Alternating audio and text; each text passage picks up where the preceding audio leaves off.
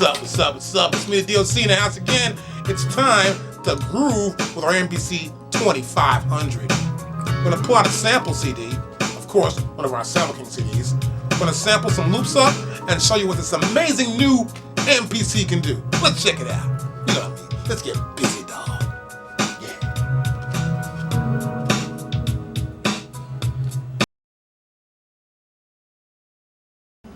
Okay, first I want to show you how to use this digital input-output. We get the proper cables. These are our digital cables used right here. And we can get our input. We can take samples in. You just put the cable right here, put it on. That's our sample in. We can also get the audio output to go to a digital mix, let's say, for example. And we can go right here with the other side and go our digital out. Next, we'll cover our record in. Now here, we use 1/4 inch. These are 1/4 inch cables. Notice they've got 2 rings here. See that? Okay. We can go left and right. And this is the right side right here. See that? We got the right and the left. For our record in, we're going to record in stereo. Okay, now we're doing stereo output. Now right here you can see we have our left and our right. I'll put one here into the left side of stereo, one to the right side of the stereo output. And this is our stereo analog output, as compared to here, where we have our digital output. Now next, we're going to cover our USB input. Here, we have a USB cable. This is the end that goes in here. I'll take it. And make sure it's firmly in place. Now the opposite end will normally go into our computer. It's a much fatter end, as you can see here. The other end is for our USB cable. Okay, we got our assignable mix out. We got some cables. These are 8 cables we're going to use right here. You can assign any sample you want to come out of any one of these 8 outputs. It's really great. And on the old MPCs, the very first ones, it came with 8 outputs. This new one comes with 8 outputs. No need to go out and buy that extra output stuff. You plug your cables right in, as you can see right as I'm doing right now. I'm plugging every cable in directly in here and making sure we got them plugged in right. And there you go. One more to go. 1 more 1/4 inch to go. And there we go. Our 8 outputs set to go. We can now assign any sample we want to come out of any output we'd like to here in the back of our MPC 2500. Cheap, I got it right. You got to make sure you go in there right with your cable. It's very important to make sure your cables fit firmly into the slot. See that? That's tight. That's tight in there. Make sure it fits in there tightly and it's snug.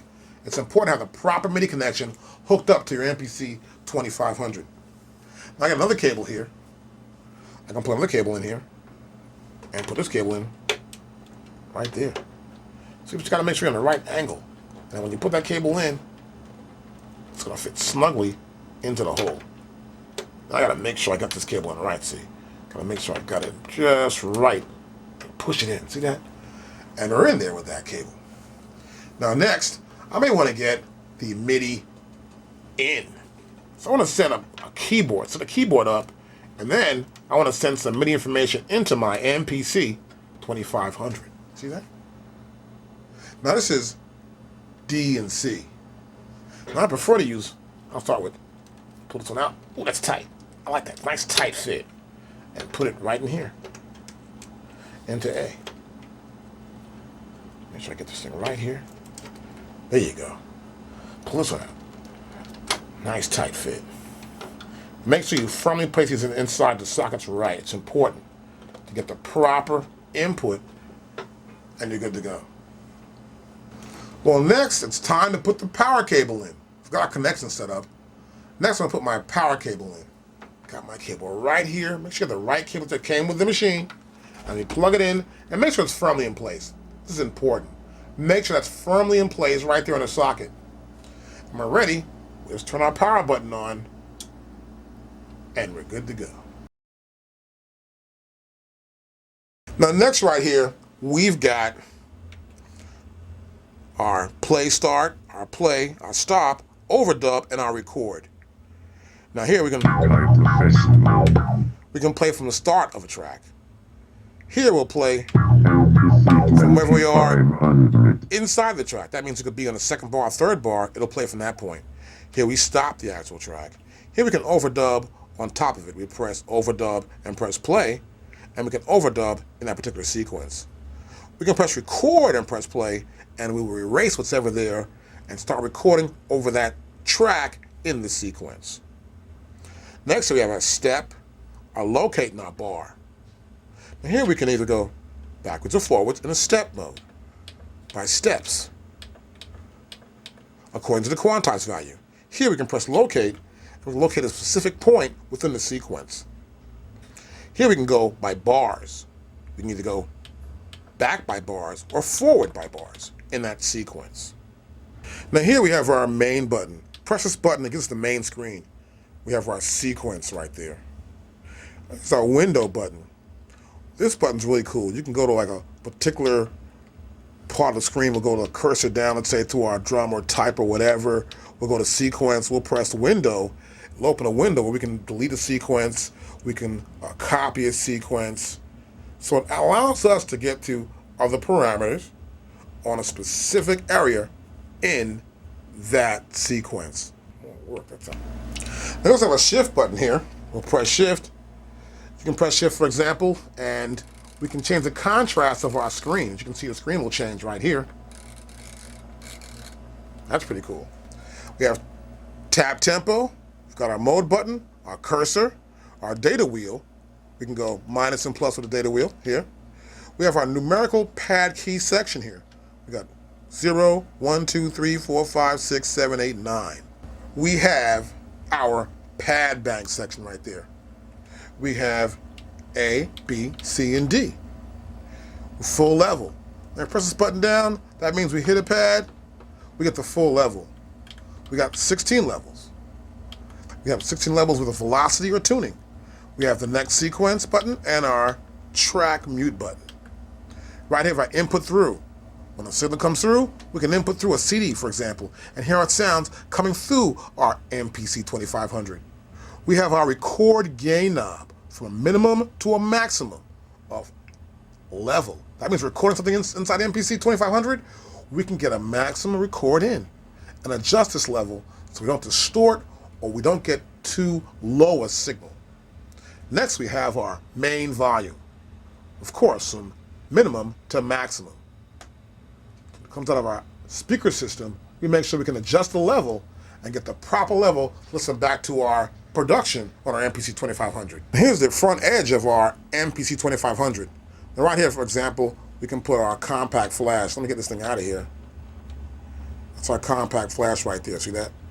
And it slips right back in. Once it goes in, this little button comes out. See that? In, out. Here we have our foot switch, 1 and 2 inserts of foot switches. And here, of course, is for our phono, for a headset. Now here we have our corresponding function keys. We have 6 of them right here. Now what happens here is that we can press this key and it corresponds to the function to select here. Here it will correspond to FX, which is for effects. So each key corresponds to a specific function that's designed to access on our MPC 2500. I can go back to my main screen, and here you'll see we can go to timing correct, and we'll hit our timing correct screen. The function key F4 will close it. Go to clicks right there, close. I can go here to minus a track or to plus a track. We can go to mute, and we can go to solo. So each one of these keys correspond to a specific function that you'll see on the bottom of our LCD screen display. Okay, here we've got our pad bank. Now there are sounds on each one of these pads here. Yeah, hit it, so hit it soft or hit it hard. We got this varying level of velocity. That means how hard we hit it is how hard it'll actually come out of the machine, and that loud or not. So what we can actually do here, we can go back here to our full level. No matter how hard I hit it, or hit it soft, the level's always going to be the same, the maximum. Now these are approximately 1, 2, 3, 4, 1, 2, 3, 4. That's 4x4. That's 16 different pads here. There's a pad bank. We'll press the bank button. That's A. That's 16 sounds we can have on bank A. We can have 16 sounds on bank B.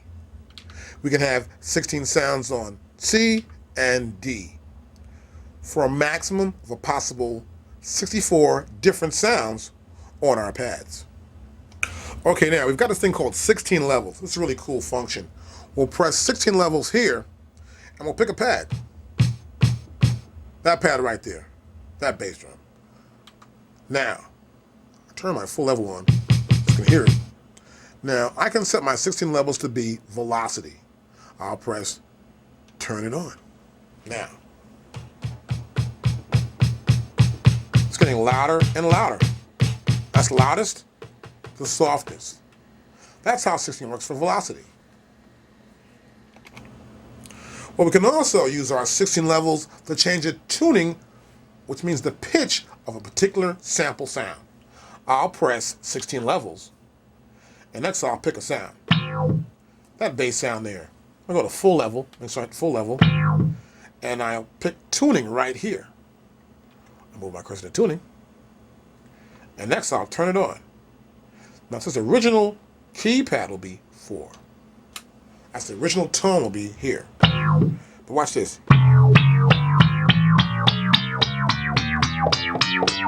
See that? So they're all in half steps. Now watch this. I'll do a little scale.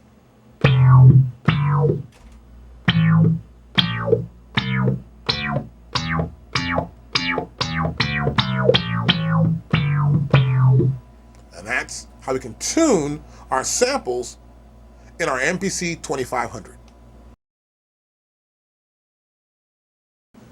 Okay, before we start actually making a beat up or using this MPC 2500 in the sequencer section, we need to make sure we have the right pace or the right tempo. Move our cursor down, or up here as you can see. Move my cursor to right here where it says 120. Now I prefer to have a click happen before I actually start to record or play on a sequence. I'll press click. Now here in click is our metronome, a little tick, tick, tick that we have. We can set our click to be a rate of quarter notes, quarter note triplets, eighth notes, eighth note triplets, 16 notes, all the way to 32nd notes. Now when it's a quarter note, as you can see I have it set here to a count in when recording or in play. I'll close the window and I'll press play. So see what happens there?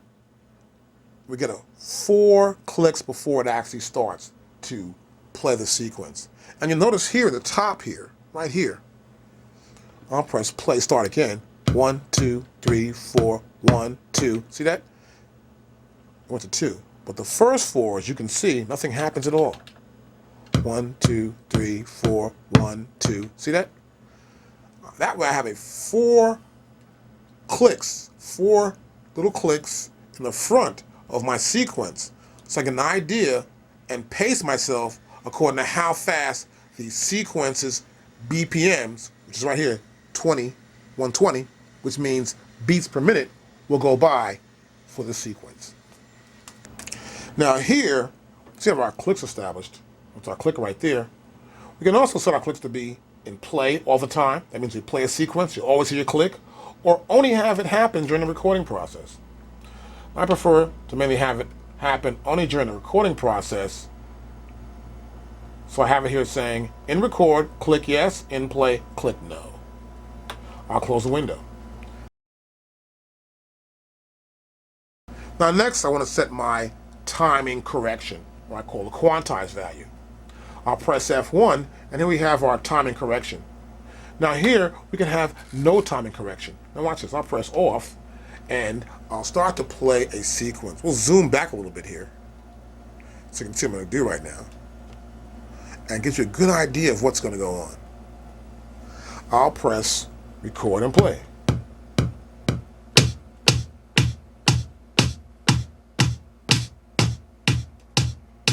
See, it doesn't sound so steady. It's off. It's not very good. Now, what the MPC does, and what most sequencers should actually do, is they have a timing correction. This means that if you hit it a little bit off, it'll put it right where you want it to be at. This is how it's done. Timing correction up for 16th notes. I'll go to TC for time correction. I'll turn my data wheel, and you can see now we're heading to 16th notes. Now I will not use the swing value. Look at it, 50%. Got that? Now I'll press close. Now I'll tap my beat in once again. Okay, now I've set my timing correction to 16th notes. I'll press record and play and get my first 4 clicks to pace myself. 1, 2.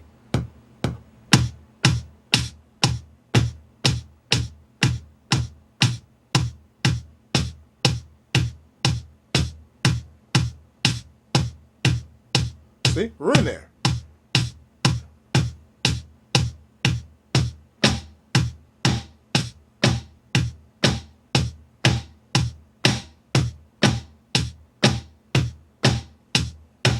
And you can see the tempo's even now.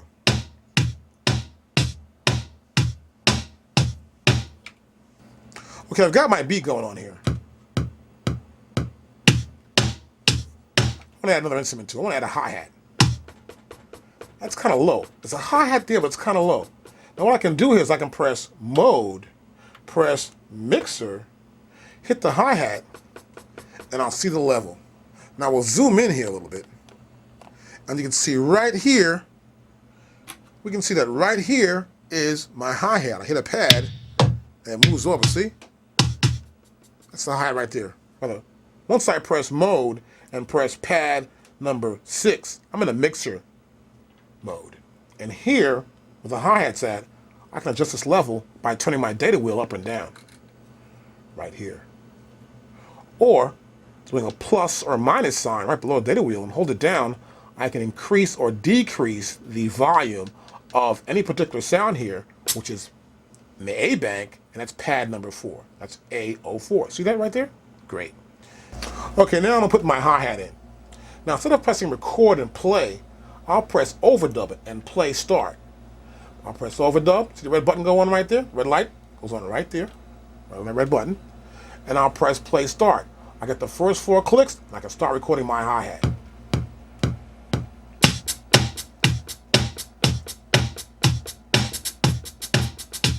See that? I messed up. Watch this. I'll play it back now. Now, I may want to do that, but you know one thing I can do too? I can hold down my note repeat. Watch this. I want to erase that, so I don't want to keep that. I'll go here to undo, and I'll play it back. As you can see, by pressing undo, after I've recorded something, we can get rid of it. We can also go back to press undo again. It's back in again. See that? I'll stop, press undo, and it's out. Really cool button. We can undo and redo and test to see if something works or doesn't work. Now in this case, I don't want to do that. So I'll go back to overdub and record play, and this time I want to use my note repeat button right over here.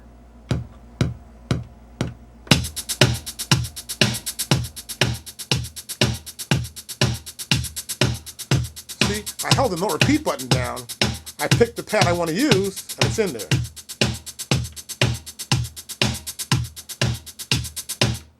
So now I have a hi-hat that's moving very fast.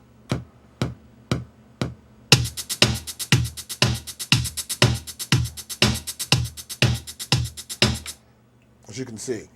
Now sometimes you may say, well, the note correction value I picked, or the timing correction rather I picked, is not what I really wanted to use. And in this case, I may want to change that timing correction for the hi-hat. We'll do this next. Now I'm going to change the timing correction. I'll press time correction here. I think I'm going to use 8th notes this time for this little hi-hat part. Tick, tick, tick, tick, tick. Rather than such a fast hi-hat. I'll press close right now. And I'll go back to making a new hi-hat. Now I'll just undo that.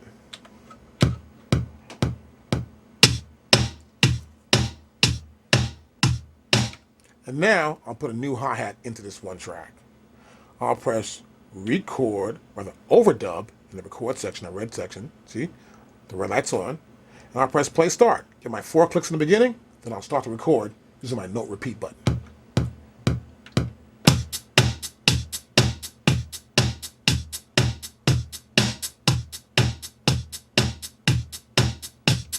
And now we have a slower hi-hat. And all I do is actually change my quantized value. Now, when I've actually made a track up, I've got a beat going on. Sometimes I want to let me lower this down a little bit. Sometimes I want to maybe add more drums to it. So I may just go here, I'll press play start. I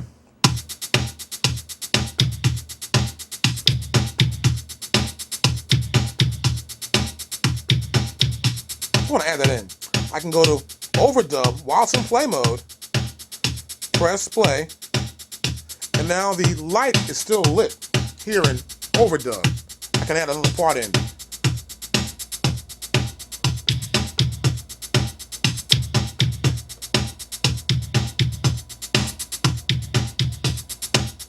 Now sometimes I add a part and I might not like it.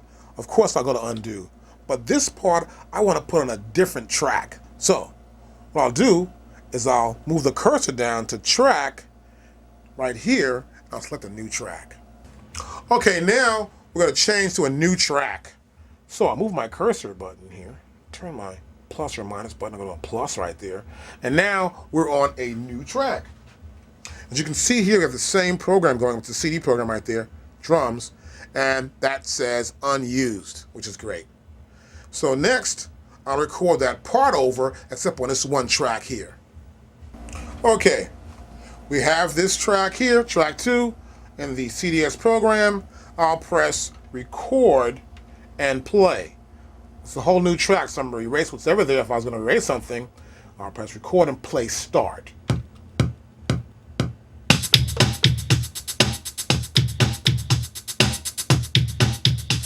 And that's on a whole new track. Okay, now I'm going to add some more parts. I'm going to go to a new track you saw earlier. I'm going to be on track number 3 with my CD's program. I'll press record and play start.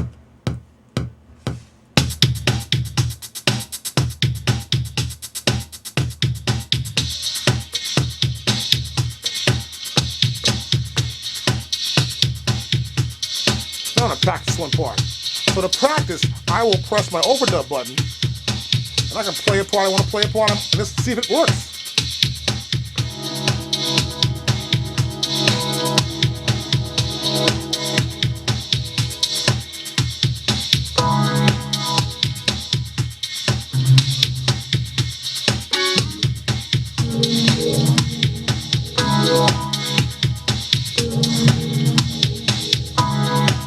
Lower my full level down.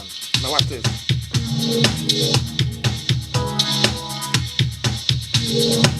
Now record it.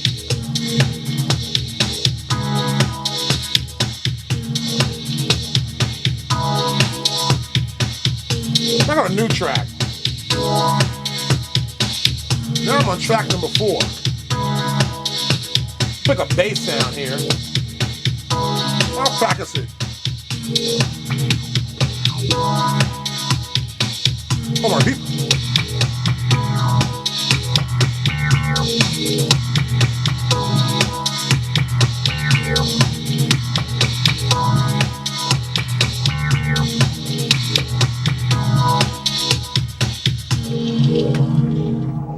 Let's try that. I'll put a bass line now.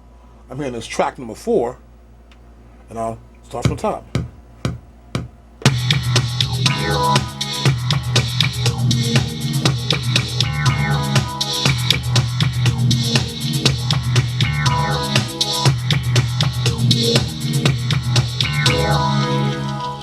Next, we're going to try and work at that bass line a little bit. I think I want to tune the bass line, and we're going to use our 16 levels. Okay, we've got this little bass line added in.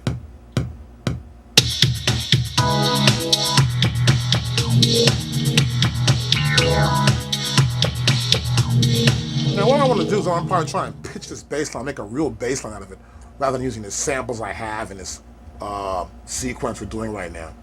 So first thing I'm gonna do is I'm gonna mute that track. Okay, I've got that bass line right here.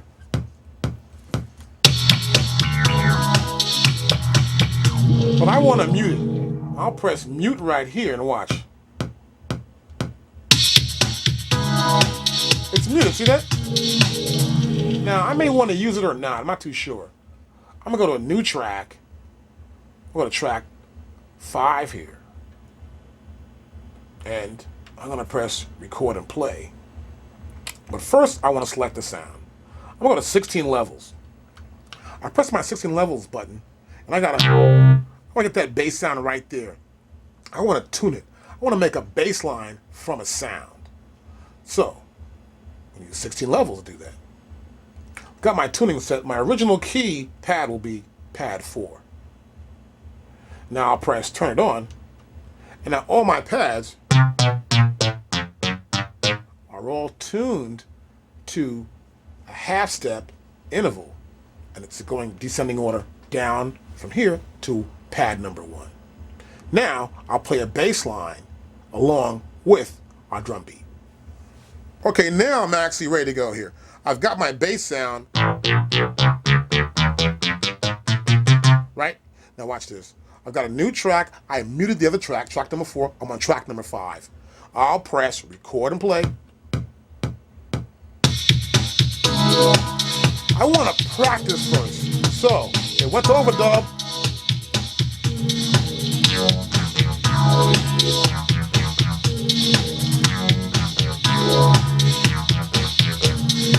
I'll do that.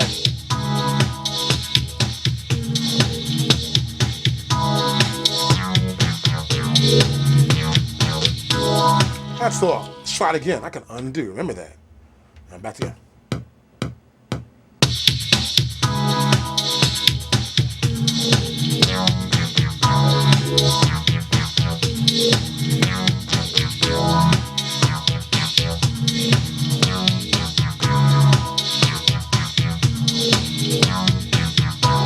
See that? A little bass line going. Pretty cool, right? Getting overdub too.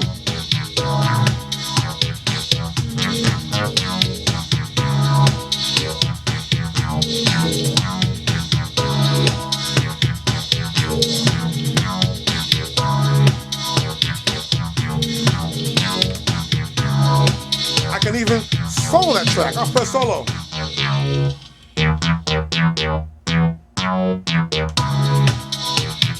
Or mute that track out. Back in.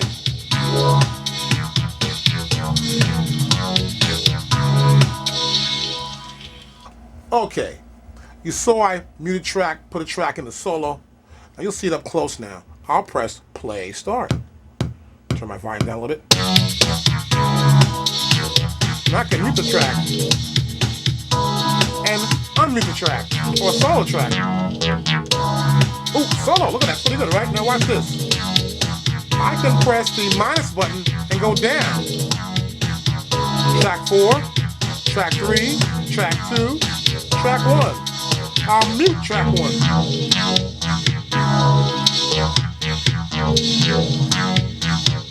Now I'll play track 1. I'll solo track 1. Oh, we got track 1 solo.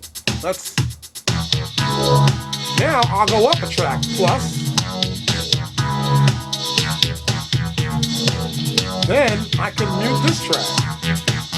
I'll go plus, mute that track. Go back and minus. Track 2, I'll put it back in, unmuted. Then I'll go plus again. I'll turn on track number 3. Now remember I had a track here. We'll go plus, here's 4. I'll turn track 5 off, muted. I'll use the other bass line I made up. I'll go back to minus track, then unmuted.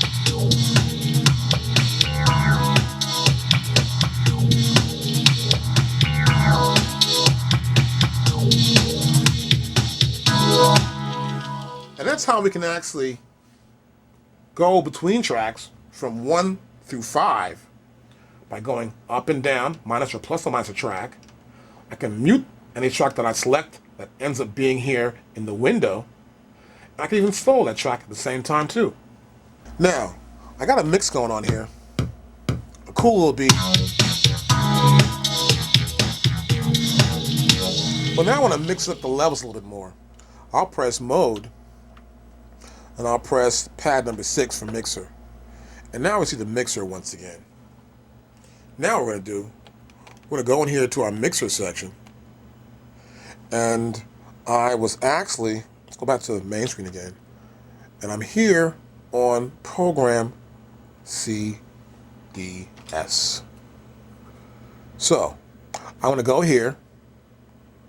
I'm going to move my cursor to the track right there. So it's a track. I'm going to go back here to bass. See it says bass right there? Good. Now I'll press mode, and I'll press pad 6. I'm back in the mixer section again. So now I want to lower the level of the actual bass sound. I'll go back to main screen. I can press solo here. Right back here. I'm going to press solo. And I'll press mode again. Let's go back to mixer. And now, see that? I can control the level of that bass sound.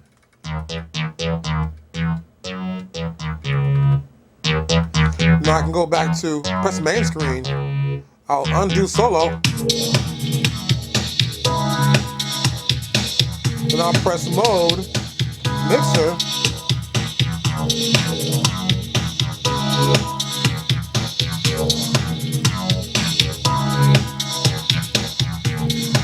Now, I want to probably fix my drums up too.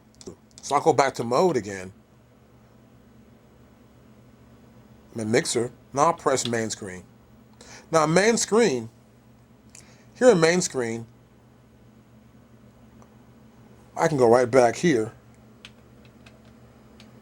to CDS. See that? And I can fix the drums in the actual CDS program. Now by selecting the track here and then pressing mode and pressing mixer, I'll be able to mix whatever that program is that I've already selected in this screen here. On this screen here, that's my bass. And here I'm going back here to the drum part. Let's go to the first drum part here. This is our first track of drums. Okay, now I got the drum pattern here, right here. This is our drum pattern. I'll turn the bass line off for a second here. I'll press mode and the mixer.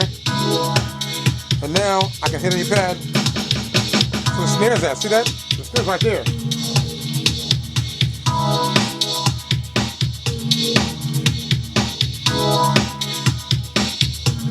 That's kind of cool right there, right?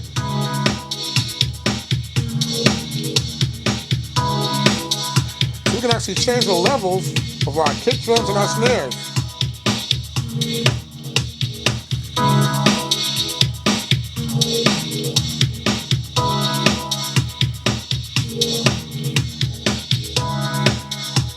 We can go back to main screen.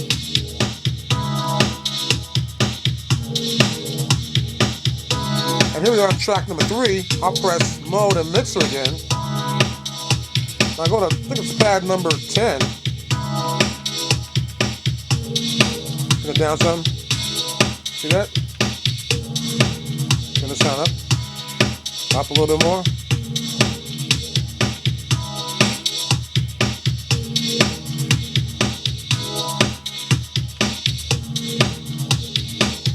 And then we got a little mix we like a little bit. More drums out front. We've got our little sounds in the background. So you can actually mix your tracks even while it's playing in motion. Okay, that's pretty cool. We can actually get the levels right.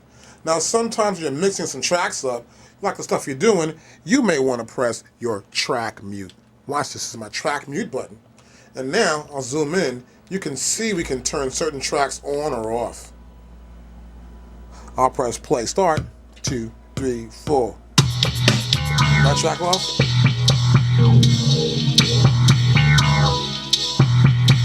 Now drum beat.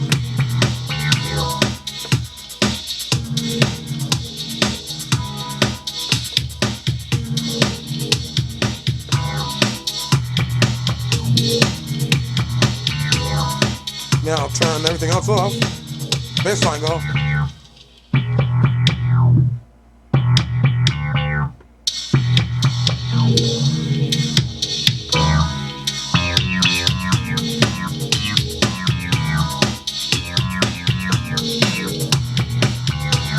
Now it's hitting the pad.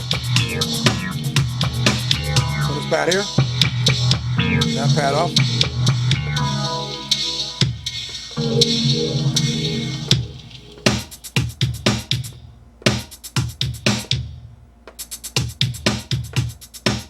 If I hit a pad, I actually turn on a track on or off.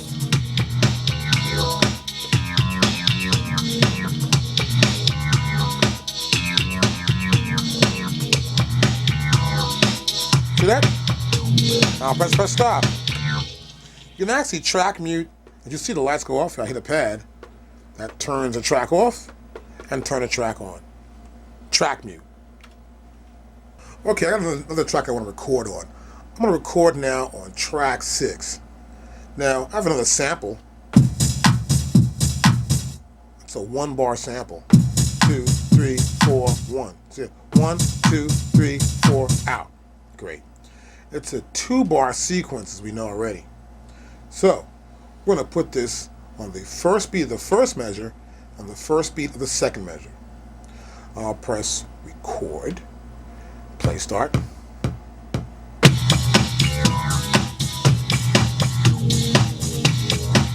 Solo.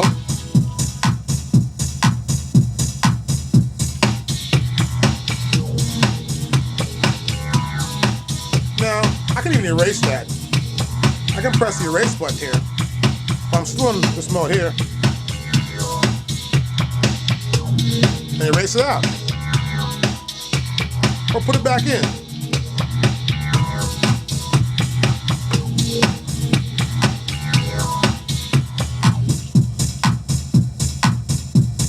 Yeah, I like that.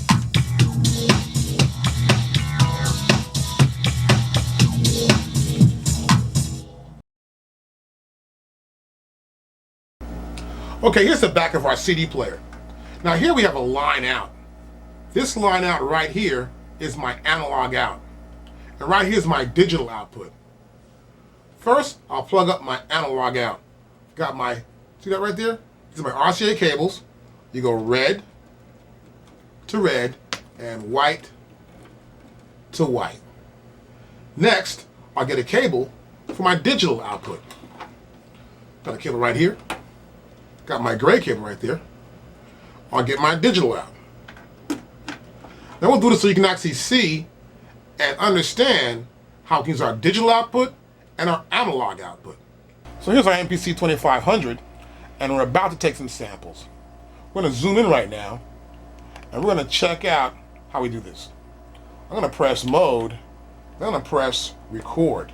And now we're here in our recording mode. As you can hear, our CD's already on. Let's start from the top again. And we got levels going in here already. You pause the CD. Now look, we're in analog. Now, as I showed you earlier in the beginning of our DVD, when I showed you the back of our MPC 2500, we have our analog input, which is left and right input. Well, we have the output from our CD player going into the input on our MPC 2500. So we've got our analog input on. Analog's on. I'm gonna go to digital now. Turn my data wheel. And now I'm in digital. So I have both inputs hooked up for my CD player, as you know already. Now we can adjust our volume with our record button. We'll pull back a little bit, and we're gonna see this button right here. This is my record gain right here. See that? And so I can actually adjust my levels from right there. And next, I'm gonna get an analog sound right here. Okay. So now we have our input going on. And we're gonna zoom back in here to show you some other details here. Now when actually sampling into our MPC 2500, we gotta make sure we're at proper threshold level. Now as you can see right here, we have a threshold level set up. Get this pen right here, and you can see this. See these little boxes right there? Those little boxes represent the threshold level. Now when the sound gets close to it It opens up and allows the MPC to sample in this mode. Now I'll press play on my CD player again. Turn the sound down somewhat. And we can adjust the audio level with our record gain knob. So let these samples go by here, and we can see how it passes. Once it passes these little boxes there, it will start to sample. It's known as threshold level sampling. We can get it way down. See that right there? When it's right there, it's going to sample very quickly. I'll turn the CD player off. And you see right there, that's the lowest we can probably go here, is the infinity. See that where it's right there? That means no matter what comes through, a little sound will open it up. So we're going to get it to where it's like a little bit, I would prefer to sample something about maybe 56 or so here. So that we don't get any little noise in the beginning. I get the exact size of the sample I want. You can also set not just the input for analog or digital.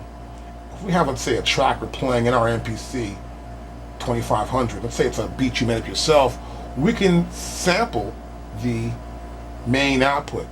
That means whatever signals go into the output, we can sample back into the MPC. We'll show that a little bit later on. But now we're going to take a real nice sample right now and work with some samples. So here we're going to go next to time. We want to set the proper amount of time for the sample. That means the length of how long it's going to be. What's going to be maybe a 2-second sample or maybe a 30-second sample. And as you can see, mine's set for 11 minutes and 39 seconds here. That's the maximum because we have the 128 memory installed in our MPC. We also can go from mono right and mono left. We can sample from either mono left or mono right, or get both those signals and make it into one single sample, a stereo sample. Now in this case, I'm going to use a pretty small amount of sample time. I don't need to use a whole bunch. With a few seconds, maybe like about 15 or 10 seconds or so. 10 seconds would be enough for me. We also need to set our monitor to on or off. Now I'll play my CD player here. Monitor's off, we won't hear nothing. See that? You see this, it's going in there, we hear nothing. The monitor should be on. Now the monitor's on. Now as you can see here, once we sample something, we pull the CD player, we got these two little boxes here for our threshold, and these two grayed out boxes right here. These represent the peak of the sample range. That means when the sample goes up and the sound gets loud enough, we have a peak. That means it goes up to this far on this side, on the left, and that far on the right. See that? Those are our peak. And we can actually reset those peaks. As you can see here, we can press that reset right there, and the peak's back to here now. See that? Now I'll put it back on again. Pause. And now the peak's up to here.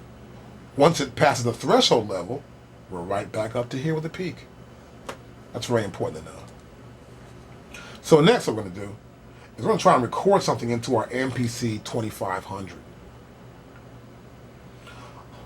Now, first I'm going to do, I'm going to make sure I got my threshold level set properly here. So it's good to me. And we're ready to go.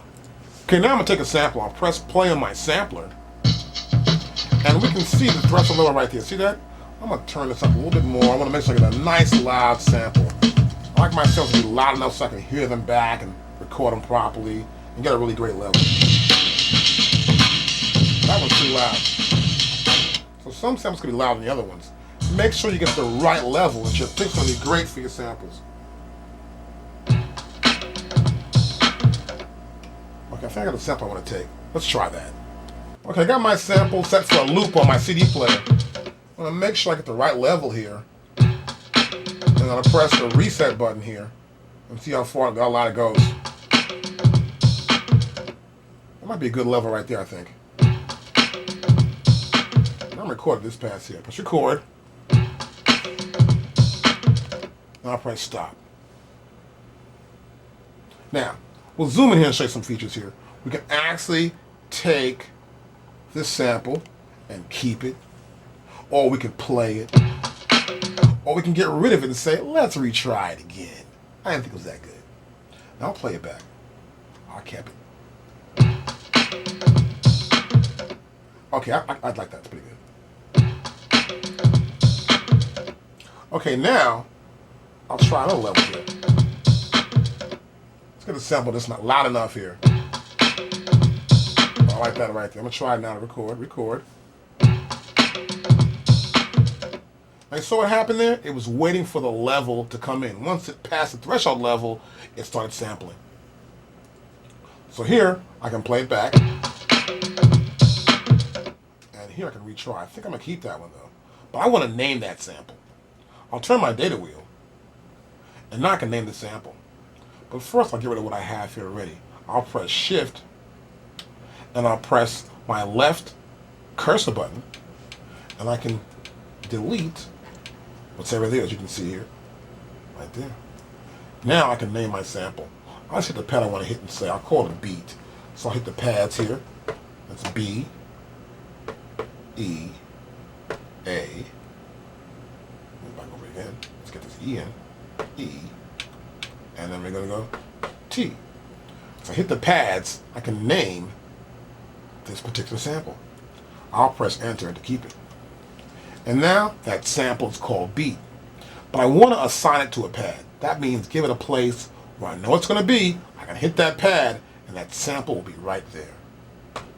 I assign it to pad 1 or A1. That's in bank A, and that's pad number 1.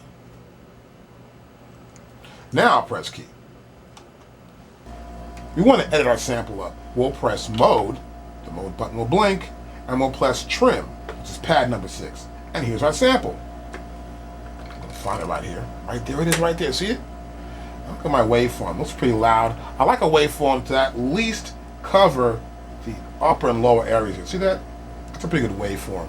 That way it's not too loud, it's not distorting, but it's going to be a nice clean sample. Now I'll press the pad. I've got my sample. What I want to do with this sample, I want to sort of loop it up and get the idea how I want to use it to make a little music with the sample, this beat here. So first, I want to go to my start time, which is right there below the word beat. So it says start time? That means start, ST start. Now I can turn this data wheel, and I'll turn it over and over and over and over again. Take a little longer time for me to reach here. So I'm going to press Shift, and then once I press Shift, I'm going to press the right cursor button. It's this button right over here. Now as I do, and we'll zoom back in, you'll notice one thing. I press the left one actually. This one here, I'll press this button here, and this. You'll notice here on our screen, I can press the left button, and it moves in from the first digit. See that? To the next digit, to the next digit. And the right button will move me back in. This is great for us to actually control the amount of movement we have from the beginning of the sample to the end of the sample. So we can get this gray area to be covered and go right back to the top of the sample. Now this allows us to move in tenths. See that? And we can move a little more. I'll do Shift again. I'll press the left cursor. Now I can move in hundredths. See this right there? Wow, I'm really close to it. That's really good. And we're getting closer to the top of that sample. Okay, we got our sample, and of course we're trying to get the beginning and the end. As we do press our Shift button and hold down our cursor, either left or right cursor, we can move from one digit to the next digit, which means we're using large increments. So here, I think this is going to be right about here. On the pad. That's nice. I like that one. That's real nice. Now, I want to probably get the ending right. So, I'll move this over to here. My cursor button, I'm right there. Now, as we can see, we have a lot here at the end to go. It's a lot to go on. So, I'm going to press Shift, hit my left cursor arrow. I'm going to turn the data wheel right now. And then we're going to go, look at this, all the way over here, keep going, keep going, keep going, keep going, and as close as we can get, right about up to there. Now sometimes you can't tell where you are. That's when I hit the window button. Hit the window button right over here. Hit the window button, And now I can zoom in or zoom out to where I want to be on this screen right here. See that? That's good. So let me put up a little more so I can see it a little better there. See that? That's even better. And now we're going to hit the cursor button again. Move closer in, and you're going to see the waveform. See the waveform come right there? It started to come cheap. See the waveform right there? See that? Now we can zoom out and zoom in.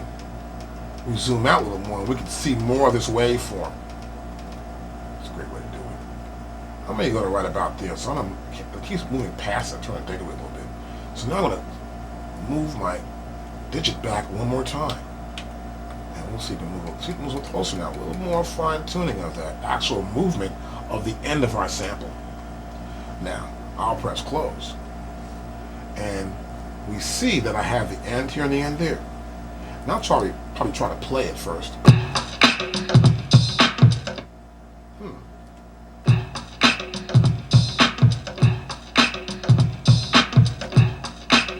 See that? It's looping. Now the reason why it's doing that is you can see right here, well, you can't see right now, but right here on your MPC, this pad's used for loop. See that? That's for P, out there, loop. So I hold the pad down. If I have the right beginning and the right end of my sample, it'll loop. Now it may not loop properly, so you adjust the front and the back. Now here I'll move my cursor back over to the front. I'll press window again, and I can see the beginning of the actual sample in the very beginning of the loop. It makes it much, much easier. Okay, now we're right here, and we can see we have the front here. Like where the front's at. I may want to bring it in a little bit more. I want to probably get to right where this sound, and the bass drum hits more there. This is like some little bit of beginning noise to me. So I want to use the cursor. Instead of moving the buttons all the time, this one moves faster. See that? Less movement. I'm going to get right to when the beat comes in. I think right about there is perfect. I'll press the button.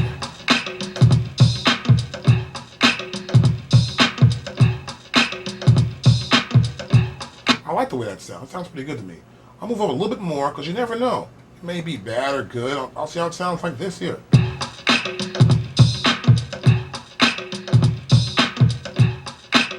little bit. I'll move back a little bit more here, right about there.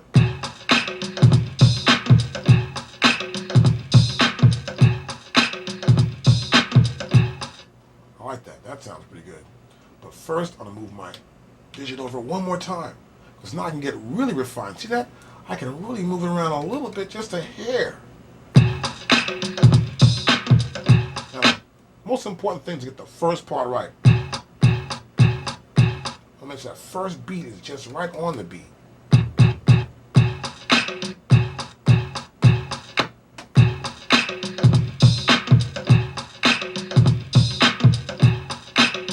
I like that.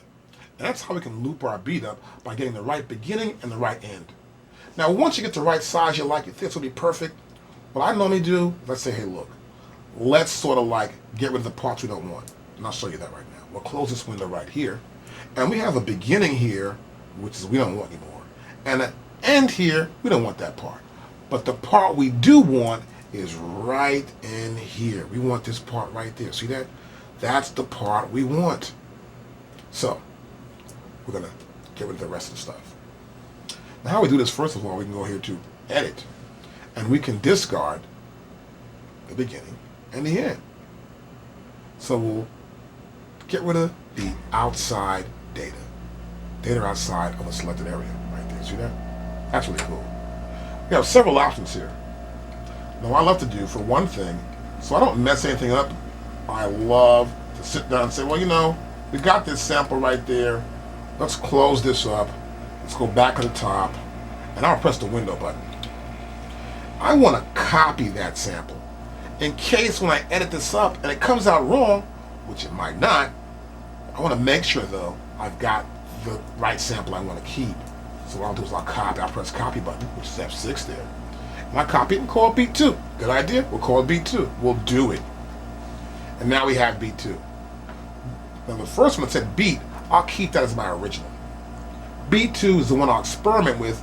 I will now discard the data that I do not need and keep the selected region I want to keep. I'll go to edit, and now I'll press do it. And look how fast it did that. We now have the entire sample length the way we want to have it. I'll hold the button down here. I like that. Now that sounds pretty good. Turn my sound a little bit more up. See? Now it's soft, it's not loud. I can turn the full level button right there and get,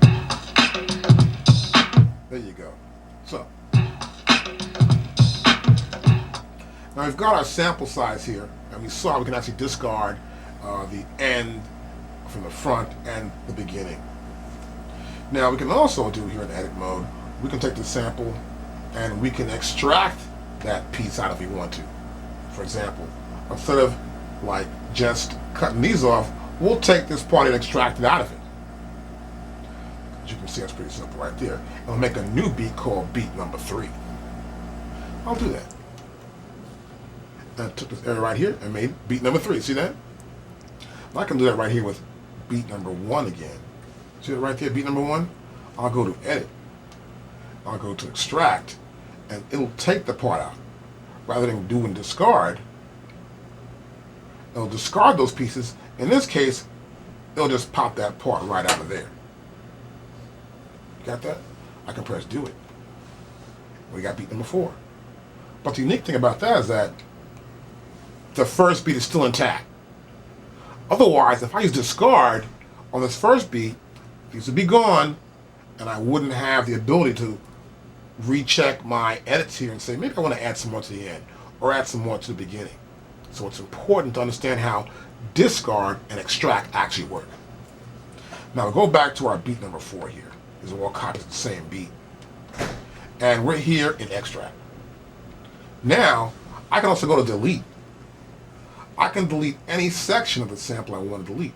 I can select a section of it and cut that piece out of there.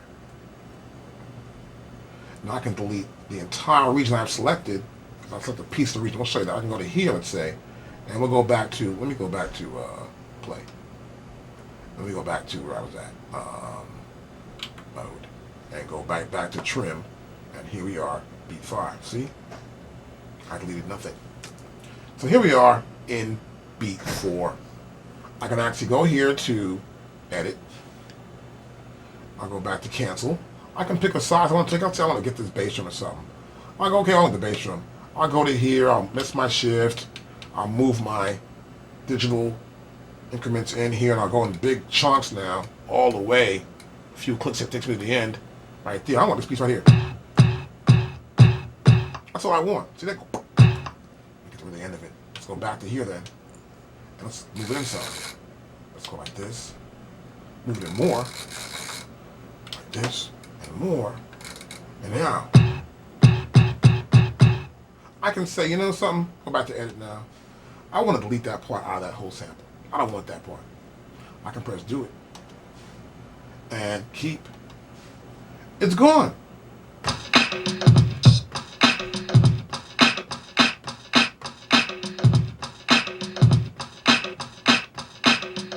See that?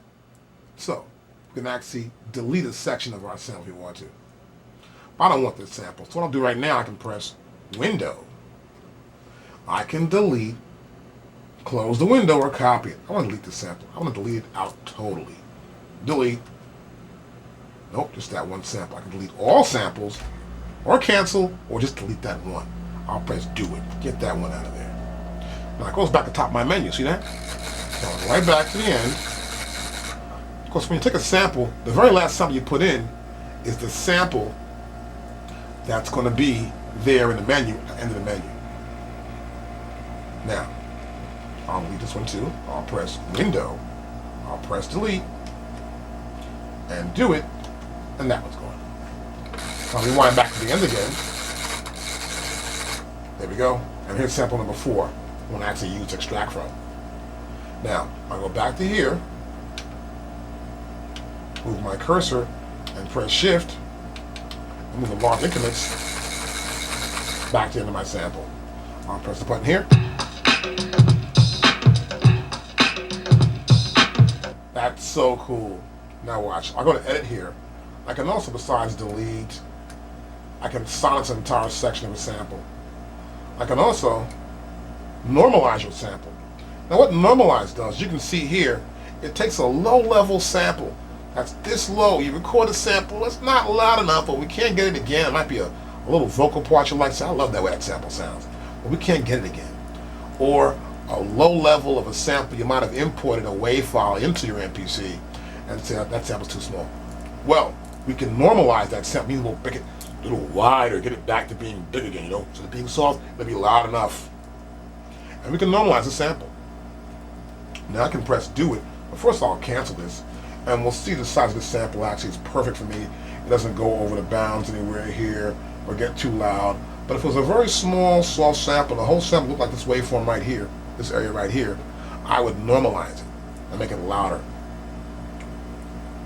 So now I go back here to edit, and we can also reverse a sample. Now I'll press, that's a sample, now I'll press do it.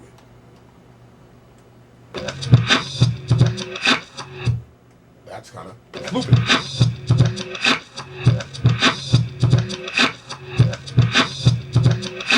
You can reverse a sample. Now, if you don't like the way it sounds reversed, you can always reverse a little guitar or something. What are you going to do? It's good to be creative about what you're doing when doing music. Music is a creative art form. Remember that. I'll go back to edit. I can reverse it again. And of course, it reverses it back the way it should be.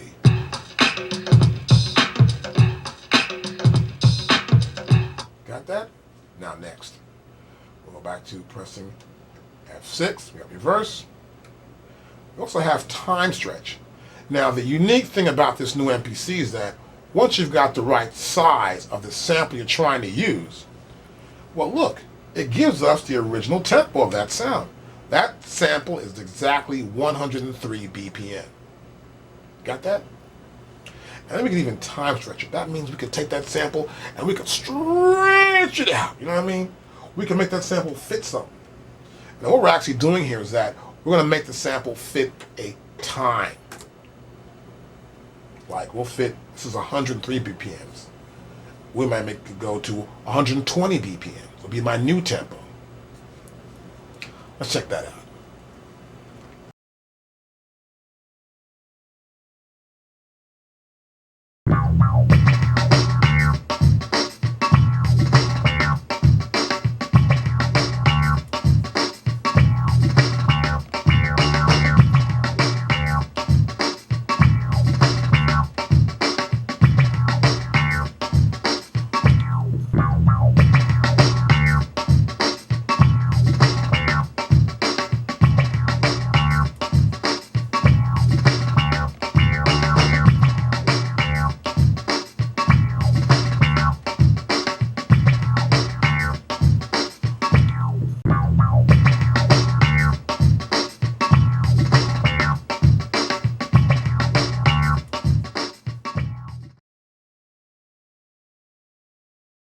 Back to pressing F6, we got reverse.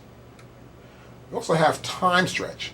Now the unique thing about this new MPC is that once you've got the right size of the sample you're trying to use, well look, it gives us the original tempo of that sound. That sample is exactly 103 BPM.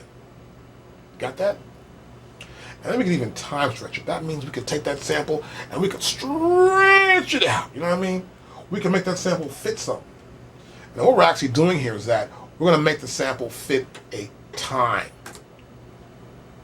Like we'll fit, this is 103 BPMs. We might make it go to 120 BPMs. It'll be my new tempo. Let's check that out. Okay, now I'm going to get ready to time switch the sample up. This is kind of cool. Time switching allows you to like take a sample and keep the same exact pitch, except change the speed. Because if you don't, you hear a Mickey Mouse sound, a guy turns the record player and turns the record turntable real fast, and the record goes, or it goes slow, and it down like this, and it goes slow. Well, look, that is an idea of what we want to stop doing. We want to keep it so it's the same pitch. We just want to slow the sample down. That sample right there. Now, what the unique feature in the MPC 2500 is, we can move the cursor down here, we can set up a preset here. These presets are used to allow us to get the right sound frequency and arrange the sound sample so it sounds perfect at a particular preset. So there's an A, B, C for female vocal, for male vocal, also for low male vocal, you know, like that Luther Vandross thing, and a regular vocal, maybe a background vocal thing going on, or the high frequency rhythm section, like maybe some congas and some cowbells, or a low frequency section, or a mid frequency ABC. Here's a low frequency rhythm ABC, like some really bass, you know, deep bass music. Here's a percussion preset, and here we have a low frequency percussion preset. That's staccato, you know, tuck, tuck, tuck, tuck, staccato. And we've got a low frequency slow. So we have music also. If you sample some music and it's all music with the right preset. Now A is much more than B. That means it'll take a shorter period of time to set it up. B will take a little longer. And C will be the longest in all these presets. It'll be the longest calculation. It'll take longer to actually take that sound file and time stretch it, but it'll sound the best. We can also adjust our sample. So our adjustment to adjust it. In case we think it's not so good, we may press adjust either up or down to adjust how well this preset works. Now the best way to use it is to experiment with your sounds and get used to how the MPC can manipulate the actual time stretching capability of the sample you choose. Now I can also choose tempo here. And here it says here, detect tempo. Preset do it will detect sample tempo and enter to current tempo fine. See that? Cancel that out. So I have a tempo set right here, which is like 120 for this one beat right there. See, that's 120? And I could use this preset, let's say, for example, here. That's like a beat that sounds, it's got a low feel, right? A lot of bottom to it. And some congas. So I consider that to be like a little bit of a low frequency feel to it for me. I'm going to go back to a low frequency rhythm section, and I'll use the quick one. I'll use the A for low frequency here, this A one. And it'll make a whole new sample. My tempo is set there to 120. I don't think I want to. I want to have something different. That's too fast. I can like a little quick dance stuff. I only punch the numbers in. I go like, maybe set it to like 110. I like that. That's good. I'll press enter. And I want to have it set to 110. Now, I can press do it. And it says here, it'll make a new sample, which will be called beat 5. Keeps as new sample. Overwrites the original. I do not want to overwrite the original. I want to have a new sample. I've got plenty of memory. Let me play it though. See that? Wow. It's the same pitch, but faster. I can keep it.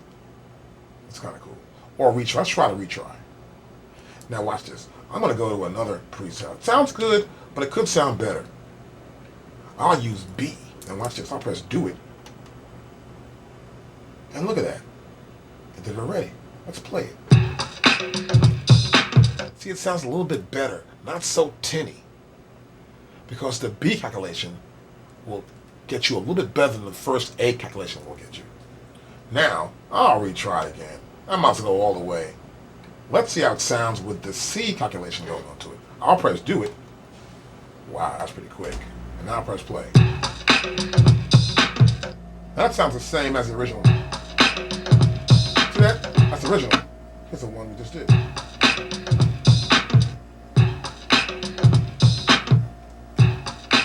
We can compare how it sounds faster and how it sounded originally, and we can compare the quality of the sample. We can compare the quality of this sample, and we can say, I like that sample, I like it, oh, it sounds the same. We can keep it if we want to. If we do, we just press keep. And now we got a new sample, which is B. See right there? It beats 5. And we got the original sample, which is beats 4. The original is like, and the 5 is like this. And so we can time stretch any sample.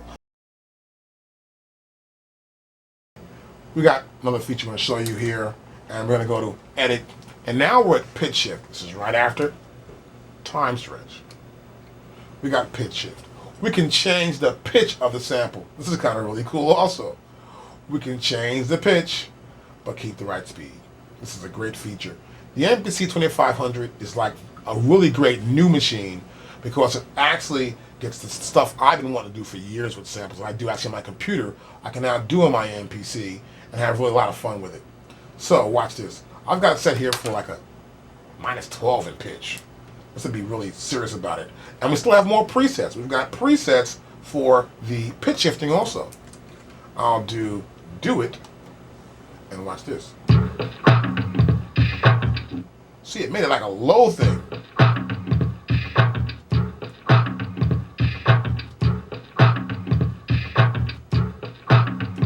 That's kind of cool.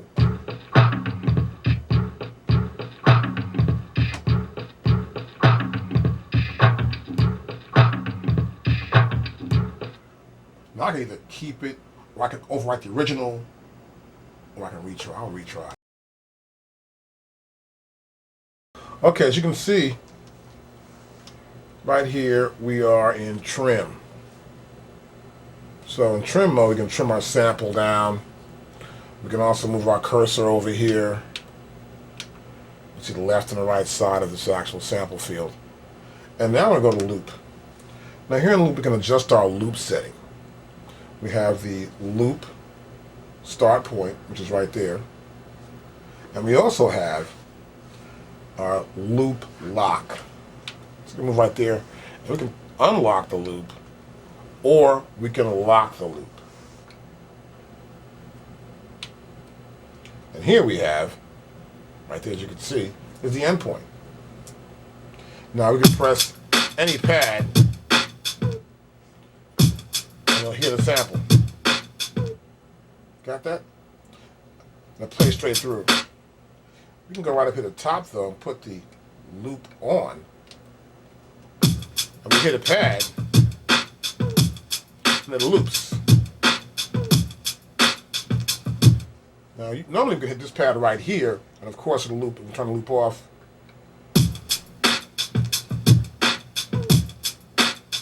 Because we know this pad is set for loop. We can hit any other pad now, once loop is on, and it will loop. Here in loop mode.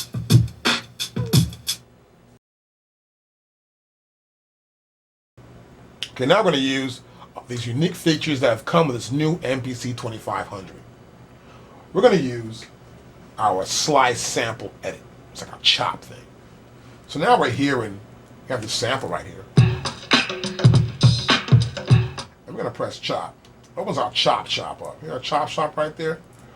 Now in chop shop we have two different modes. We have auto and we have equal. Now equal will set it to equal values. That means we'll have each sample be set to an equal value. In auto, we can actually set up a kind of setup for the sample to be chopped up in. For example, we have recovery time. Now, in recovery time, it sets the minimum or the max amount of time between attacks. Like between the first bass drum and the next time that sound hits, we have to make sure that those attack points are different. Let me cancel it, you'll see. Like, here's the first bass drum, and here's where the snare comes in. So I press the, that's boom, pat, boom, pat. These are attack points. And here's a silent point right there. That's a silent point in the sample itself. We want to make sure the recovery time between this and this is enough, so that you don't have it where it like just cuts off. And so what happens in Chop Shop, it allows us to have this recovery time.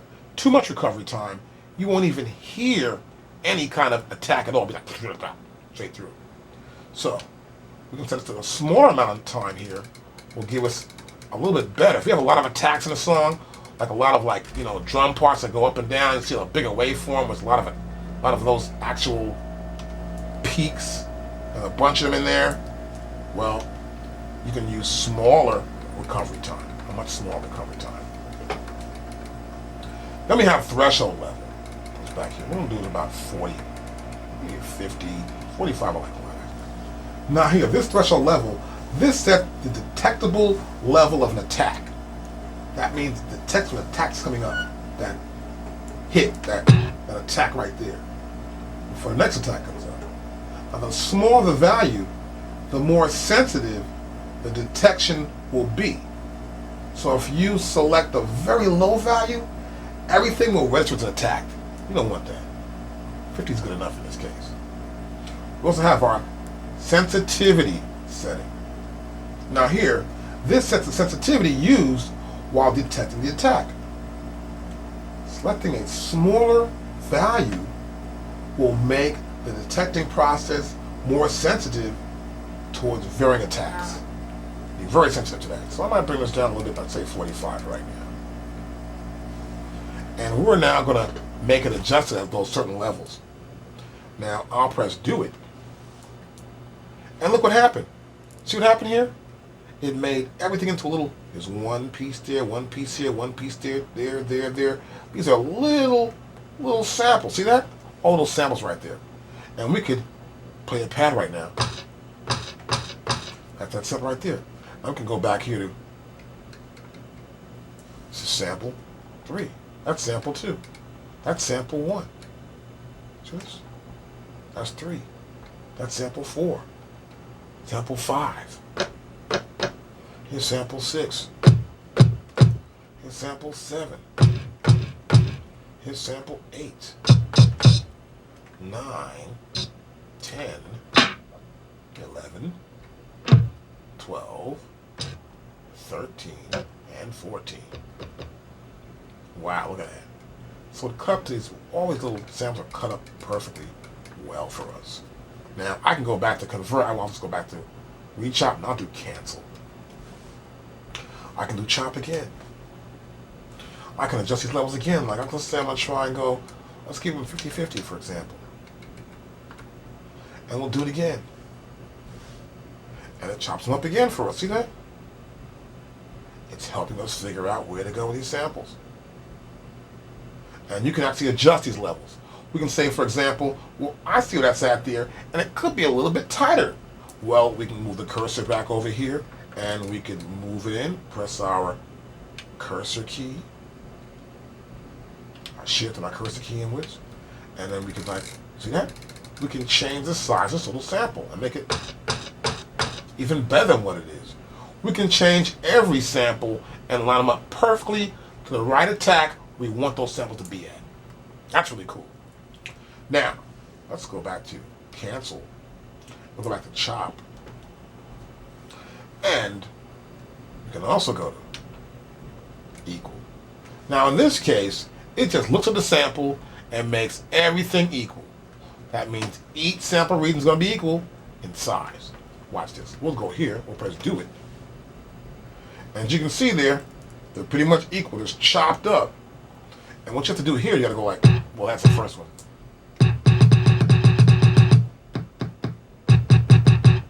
So now I can go back and say, well, you know, I want to get a tighter front there. I may want to get a tighter number 3 region or a tighter number 4. This region here. It looks like it's almost like halfway through the region. I can go back again with a start time. Press my shift cursor again. Get my increments right. So I can go in large increments. There we go. And now, okay, we got that slice up, so I can change the slices. You can change every individual slice, whether you're in equal or use auto. Now I'll cancel out this, and I'm gonna go back to chop again. And now I'm in equal. So, equally actually. And here I am in auto. So I'll do auto again. I'll press do it. And now it chopped up really good for me. I like the way this chop looks here. It looks pretty good. Got the readings all lined up here. They look pretty slick. Nice little readings going on. I probably want to make my readings a little bit longer. Take my first region here, for example. And I want to probably, I don't want this, I'm not really worried about it. But I want that first bass drum, that's for sure. So I can go here and I'll just press this cursor button and go all the way to the end. That's a good one right there. So I want my first region to be that one. So I'm going to adjust my readings out how I want them to be. Go back to here. And my second region could be this way. That's pretty good. Right there, pretty good. My next region. Next one.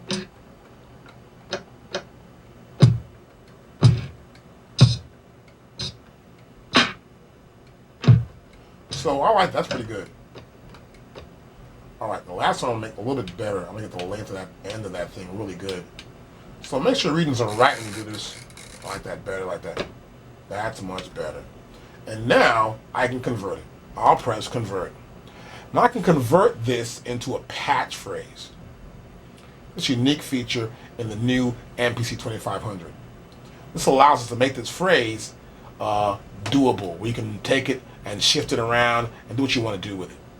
Well, check it out. I can keep this release point about at 10. Now release means it's going to add a little bit more extra sound or value to the end of each little piece. I don't want to do that. I don't want to make it so I don't stretch it out too long, just long enough. And the original tempo, I remember, was like 103, wasn't it? So I want to make sure this 103 is my original tempo. So that's 102, 103. There you go, right there. I'll press enter. And now I'll press do it. And now it's made a patch phrase. Now how you can tell it's at a PP to the end of it. It's a brand new sample. We still have our original sample. Number 4 is right there. And next we have, of course, our patch phrase sample. See that? Sounds a little funny, right? A little different. Now what the patch phrase sample does, it sort of cuts it up, slices it back up, and we get this little patch phrase we can use within our beat. And we'll show that right now. We're going to take this patch phrase and we can change the tempo to it, and we want to change the tempo to it. We'll go back to, let's say, mode, and I'll press program. I'll find a whole brand new program. I'll just say, let me a new program anyway, somewhere here. So I got a program, I got my cursor here. I'll press window. And now I've got the option to delete the program, make a new program, close, or copy that program. I want to make a new program. I'll press F3. Now I'll call this new program. Let's go back in here and turn the dial here. And I'll call it the beat PP. We're going to go to B, E, A, T, and put a P. The cursor one more time, P, for patch phrase. Now press enter and do it. We have a new program. Now here, I can put my patch phrase right there. That's on my first beat. Right there on that first pad, the first beat. Now I can go back to press main screen, and I can actually change the tempo.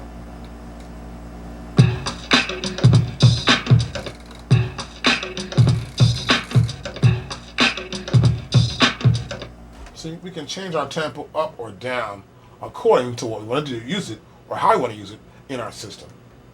This is a new unique feature in our MPC 2500. Okay, now I'm going to do some more patch phrase sampling. And in this case, we're going to patch phrase, get an actual sample in, and we're going to turn that sample into a patch phrase so we can use on our MPC 2500 in a patch phrase setting. So the first thing I'm going to do is pick a nice sample up, and I've got one already set in queue here on my CD player. I hear the peak of it sort of like just jumps in. So I'm going to pretty much just set this to like almost a minus 63 there, so I can get the full beginning of this sound when it comes in. Get my level set properly so it's not too loud, it doesn't distort. So I'll make sure I press my peak button. See how loud it gets here. Alright, good. Now I'm ready to start recording.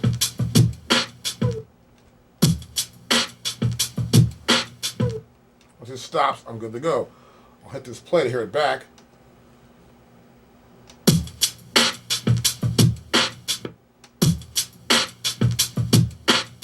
Sounds pretty powerful like the way it is, so I'm going to press keep it.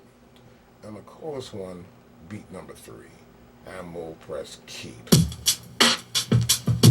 Now it's still queuing back there in in the actual sample mode. So now it goes back to sample mode once you've actually taken a sample. Next thing I'm going to do is I'm going to go back into other mode. I'm going to go to mode and press trim, which is pad number 6. Now here, I'll have that new sample. Here it comes right there. As you can see, by setting the threshold level very low, we still get a lot of the beginning of the sample in it, which I prefer to do that way I can get a really great sample. The one thing I like to also do is make sure I've got great peaks there, as you can see, loud enough. And this is the right side of our sample. As you can see, it says right. And I can go across over here and go to the left side. That's the left side. So you can see both sides are pretty much just about the same. So it's pretty cool. So now what I'm doing is probably just get a good trim on this sample. I'll go here and I'm going to make sure I get close enough. I'll press the shift and then the left cursor knob. I'll go in 2 decimals, two digits. So go and get a bigger, there you go. You get more increments when I actually turn the dial on my data wheel. You can also move your plus and minus button. Now I want to get closer, so I'm going to go to window and I can see exactly where my sample starts from, how far I want to get B on it.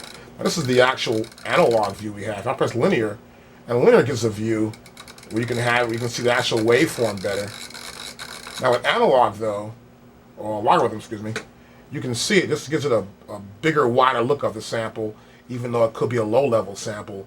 You get a better view of that sample. And so I'll go back to linear right now, just so I can get a view of the actual waveform. Hit the pad. Make sure I hit right on the top of that first beat there. Be right. That sounds pretty good for me right there. Next, I go back into close this and go back to the end part, and then I want to bring this whole end level, this end here, right there, back up to that point. So I'll do that right now. I'm going to go here, and then I'm going to press the shift key and the left arrow, move up a couple of digits up there. Move in larger increments. I can go out here one more digit. I'll move in even larger increments. Get right real close to it. Then I'll press the window, and I get to look at this window here. I can get a much more refined view. I'm going to get closer and closer to the end of this part of the sample here, which I think could be here. I'm going to go back to logarithm. There we go. And now I think I'm pretty much close to where I want to be at. And I'll hold down the first pad here.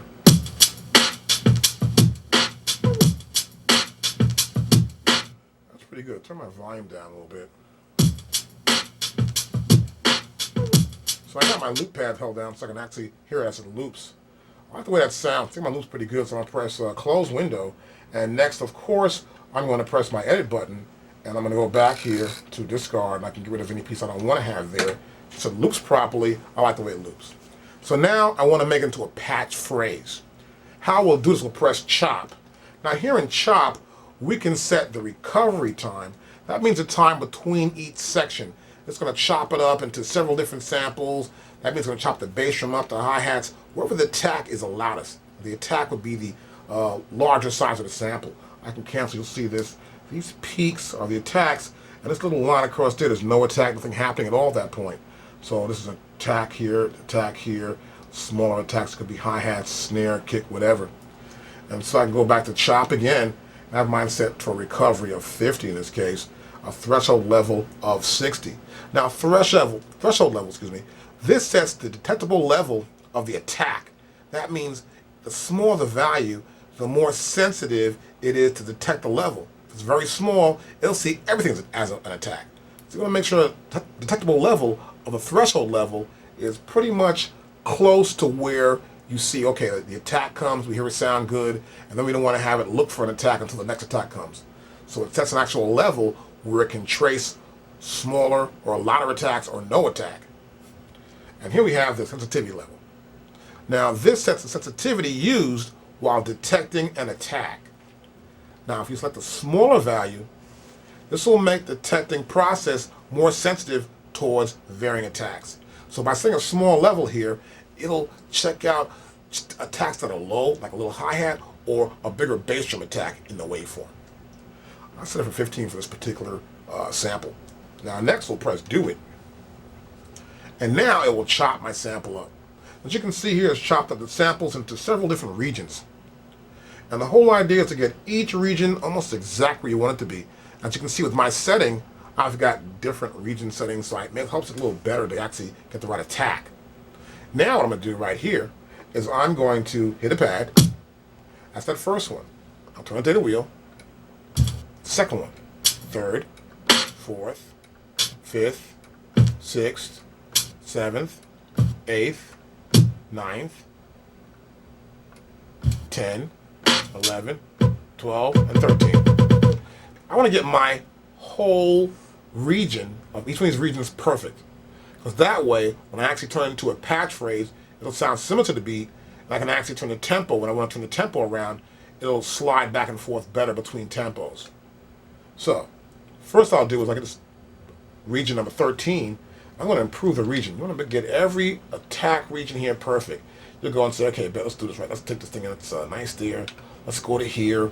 Let's go and turn increments in a little bit, and let's move it out. That's good size. I'm going to go back here and bring the front end a little bit so it goes right and attacks well on the front end like that. Then I go to my next region here and I'll move it over here. This region's pretty good. I thought region's good. I'm going to take this region right here and move it over here and change the attack here. Get it just exactly on that drum right there so I can have it where I want to make sure it's right. You can also open a window, look at it, make sure it's where you want it to be so it attacks right on that drum. And I get closer to where it's at, right about there. So I want the attack to happen. In the pad, I know that attack is right. Now I'll close this window here, and I'll go back to the next region I want to maybe fix up. So I'll move the cursor over to my region, and this region's pretty good. That region, I may want to go to here. So I want to adjust each region so it's just about right. Now, I've been working the machine for a while now, even though it just came out, and we're lucky that my friends over at AKAI in Japan really helped us out with it. But it's a really great machine. I'm just going to try and move these regions a little bit more here. Go back over here, move my cursor here, and go next region. And I'll make this region look really nice. Okay, go back over here, and let's say, bring this one in. And we're going here, and we're good. And then we're going to go to the next region. We're going to go over to here. And that's good. This is good. This is good. This is good. This is good. My problem here is this region here. Wait a minute. That's good. That's good. And go to the next one. Oh, these are. And this one here. That's the end of it. That's the end of it sample, I think. So now I think I'm gonna take these first two regions and combine them. I don't think they need to be really separated too much. So I can press edit. I can combine regions also. We can combine the regions. We can divide regions, and we can extract a region if you don't want the region to be in there. In this case, I'm going to combine a region. I'll go right here and press 2, and I'll press do it. And now I've combined that first region to the other region. And so now I have a total of 12 regions, as you can see right there. Next, I want to convert this into a patch phrase. I'll press convert. Now here we can do a patch phrase, or we can make it into a slice sample. Slice samples right there. I'm going to turn it into a patch phrase. Here's how I do it. I know the tempo of this actual sample is going to be approximately 91 BPM. There you go. If you know the right actual tempo, it's good to place it in there. Then next, I got a release point. I'm going to use 50 for my release. I'll press do it. And now, I have a sample. It's a patch phrase. You can tell because I have a PP right there for patch phrase. Now, you go to mode, you go to program. I can put this patch phrase, which right there, B3, patch phrase right there.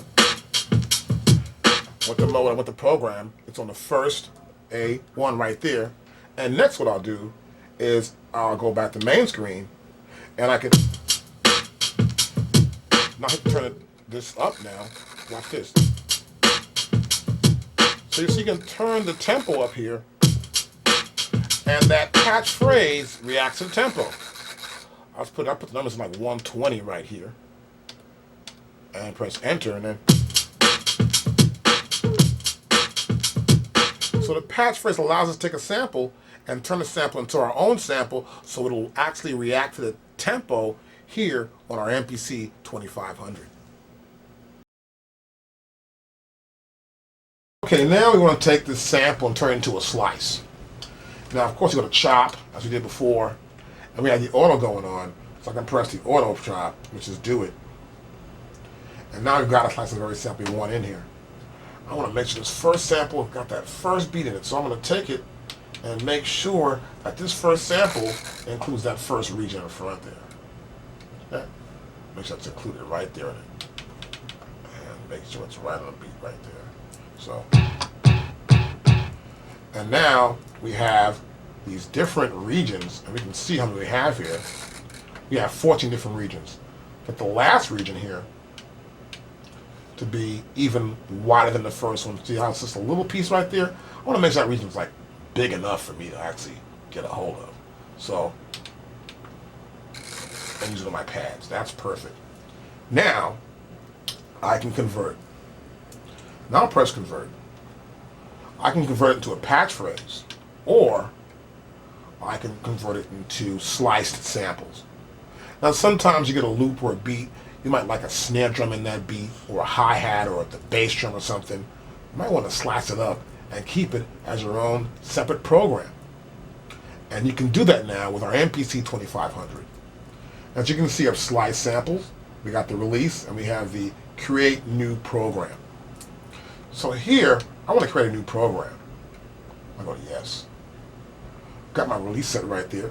Just enough small enough increments here so that when we actually have the MPC 2500 make up these samples, these little sliced samples, there's enough space between the first sample and the next sample if we use them together. We'll press do it. And now, as you can see, this is one of my samples. Now, but first I want to go press mode and press program. And now I made a whole new program. This is the beat 4 program, which means P. That's the first sound. Now,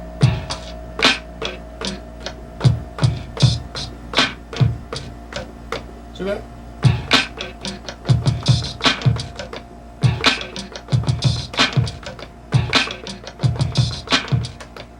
Throw on some pads. Each sound has been set up to be on a separate pad in the new program called Beat 4 P for program. And each one of these pads has a separate slice. Let's check out our program section on the MPC 2500. As you can see here, you can press mode and then press program right there, of course. Now, you see the cursor right here on keen set. This comes with our MPC 2500. AKAI Professional. MPC 2500. See our samples right there. We have volume, tuning, and the range. Now, when you want to create a program, with the cursor here, which says program right in the middle right there, we can press our window button. Once we do, we can create a new program. Or we can delete the program, we can close the window, or we can copy a program by pressing the corresponding F key. As you can see here, 2, F3, F4, and F5. I want to make a new program, I can press F3. Now here in F3, it says program 1. If I want to name it, I'll turn the data wheel 1 space, and then here I can name my sound. I can hit corresponding pads, or turn the data wheel itself to where I want to go to. Okay, so we've got our program here, which is the keen set, and of course we have our sample. Now, AKAI Professional. AKAI Professional. I hit this pad right here. AKAI You can Professional. see it's velocity sensitive. I'll put my full level on. AKAI Professional. Now I can hit that pad AKAI one time, Professional. it'll play straight through. Well, I can go hit to, which is AKAI Professional, and now I'm going to hit the window button. There's a light right there. I can make that either one shot, hit it one AKAI time, Professional. it plays straight through, or I can go here to note on. See, it cuts off. I got to hold it down, AKAI Professional. and note on is on. So we can have either note on, or we can have one shot. AKAI Professional. As you see here, we have 1, 2, 3 layers. Okay, what a new program here. This is a program that comes with your MPC 2500. This is the patch phrase program. Now here, I picked the sound. Oh yeah, I got a sound right here, which is pad 8 on the A bank. Of course, you can see it right here. Okay, great. It's a sand sound. Watch this. I'll move the cursor down. This is a new great feature on our MPC 2500. I move my cursor where it says the volume says 80. You'll press your window button, and now we have the ability to change the envelope and reshape our sample with our amp envelope. Now here, I'll play the sound. I can change my attack. See that? The attack can be changed. We can also change the decay. We're going back up here. We'll change the decay down. See, the decay's faster, or even faster. Great decay. We can also go here and change our decay. Switch. See what's coming right here? See that? Just a real quick decay cut right there. We can move back up here, and we can change how fast the decay will decay at. See that? We'll widen it up. That's really hit. Okay, that's really cool with this feature is that we can actually control the velocity attack. Now what this does right here, so right here. Right here is our velocity attack level. Now if I hit the pad, we hear that going on. I'll turn this up here, say 47. See that? I hit it, I'm controlling the attack. That means I can hit it soft, and there's no more attack there. I hit it hard to get my real attack out of it. So it's actually, this remains constant, but depends on the velocity that you hit the pad, you can change how that sound is attacked, how that slope is. I can do the same thing here with this drum loop. I go to drum loop here, I'll turn this on, start, and I'll select this to be something like this.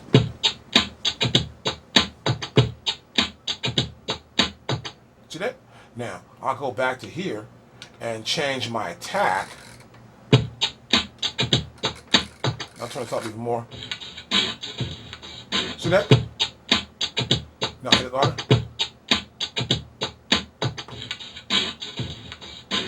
It depends on how I hit the pad. They're changing the velocity. Do you hear what's going on there? We're actually changing the velocity. This remains constant. I'm just hitting the pad either hard, or real hard, or softer. See that? That is funky. Okay, we also have here our velocity start. It's that pad right there, see? Now, as you can see, I have it set for 73. I'll go to 0, press enter, and then I hit it softer. See that? And I have my full levels not even on, so that means that's how it sounds. Now watch this. I'm gonna go to my velocity start right here and turn up to about 90. See that? It's getting the end now. Hit it soft, the end. Hit it harder, it's beginning. Now watch this. So I hit that. It's hard.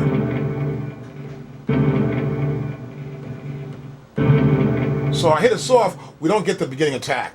But it starts from a certain point depending on how hard the velocity is. So we change the start point according to how hard we hit the pad. Now next, we want to control the velocity, let's say, of a sound through the volume. So go back to here, window, open it up. So I hit this pad here, and we hear it going on, right? I can go now, turn it only to 100. Watch this. So I hit it softer, it's kind of cool. Let's zoom back a little bit, let's see my hand hitting all these a little more. And you'll see it right here, see that? I'm hitting it softly, you hear it, hit it hard, hit it hard. That's because I increased the volume there. As you can see, right here, it's been increased to 100.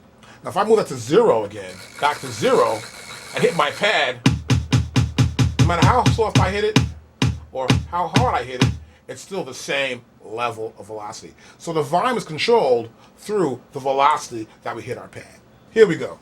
Now, we're also going to use a filter. We'll press the filter sections right here, F2, I press it, and now we're in our filter section on our patch phrase, you can see right here.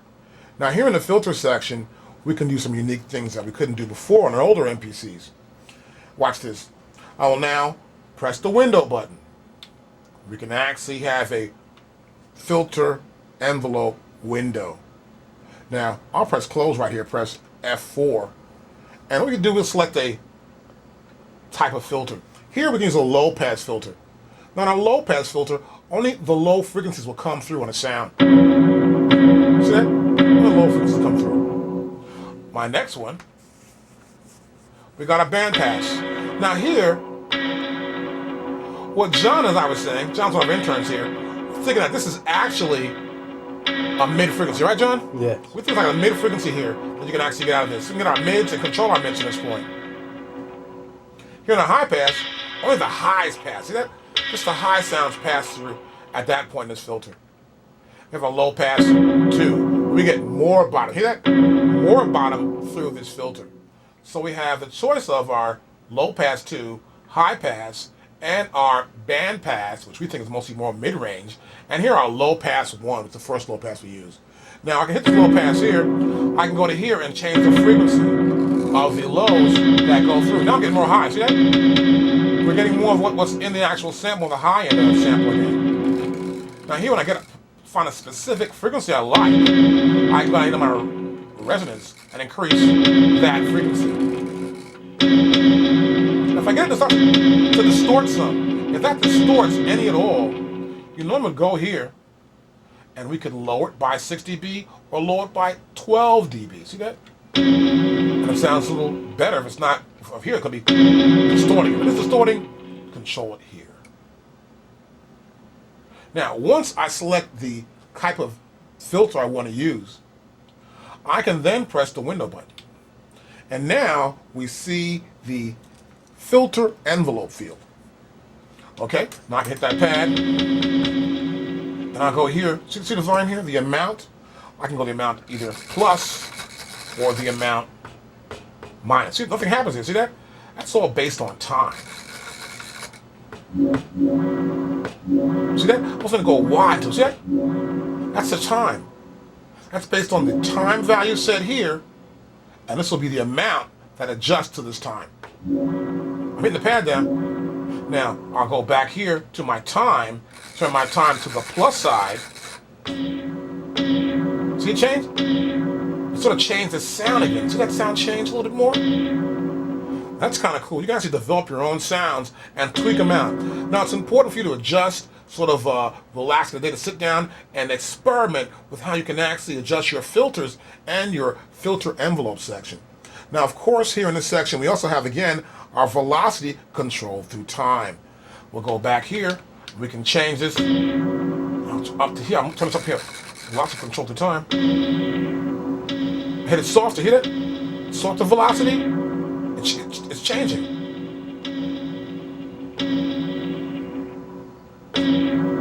See? It depends on velocity. And we can control the filter envelope through time. I'll go back to 0 here. You can also do it through amount. You can change this amount, can be changed to velocity.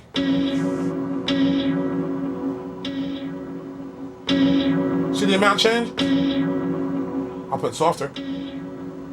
Let me go -2.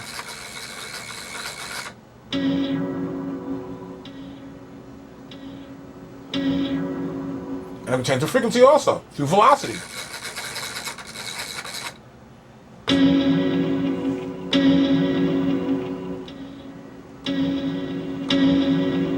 So depending on how we hit it, we can control the velocity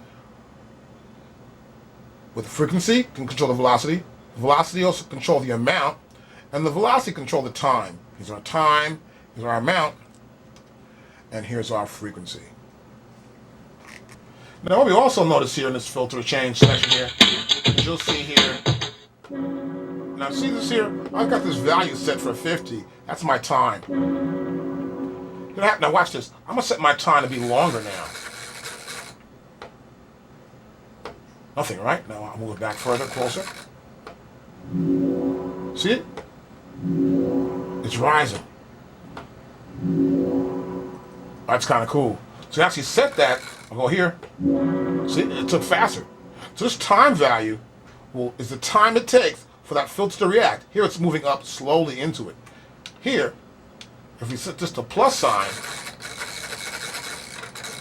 it's starting out earlier than it normally should start out, and it gets to the original point later on within the sample. So you go, it went down.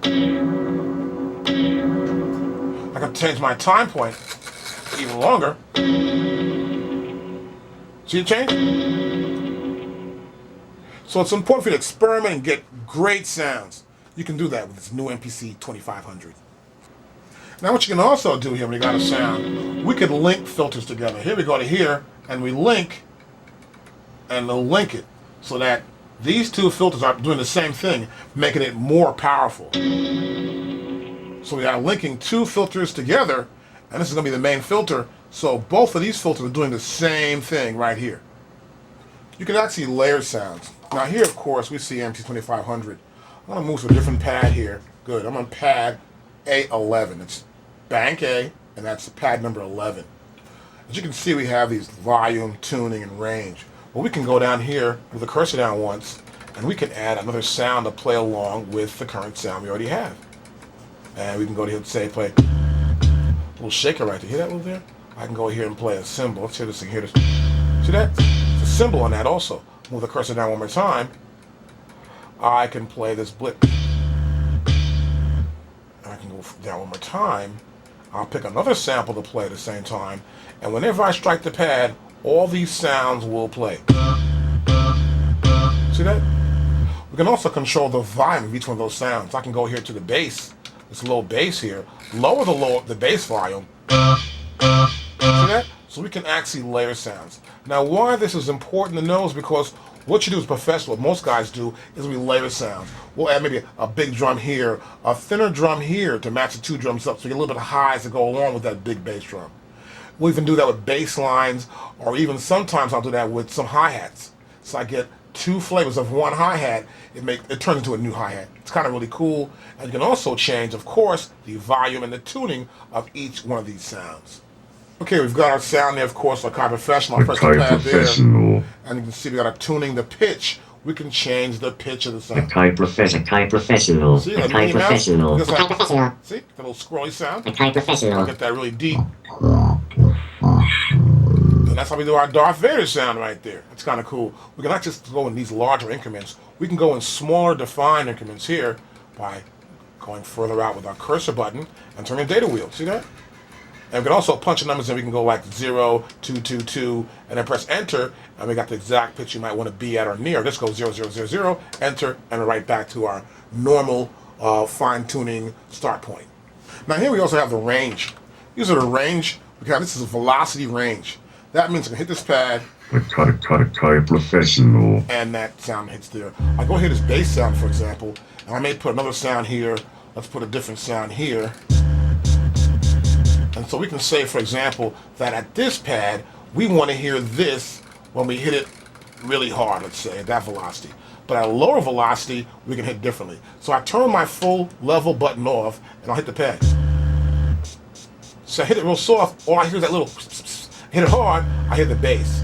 So different velocity levels, meaning how hard we strike the pad, we can actually have it going on there. I'll go back to here, I'll pull it down to here, I'll make this like 75. I'll put the numbers in, make it 74, press enter, and now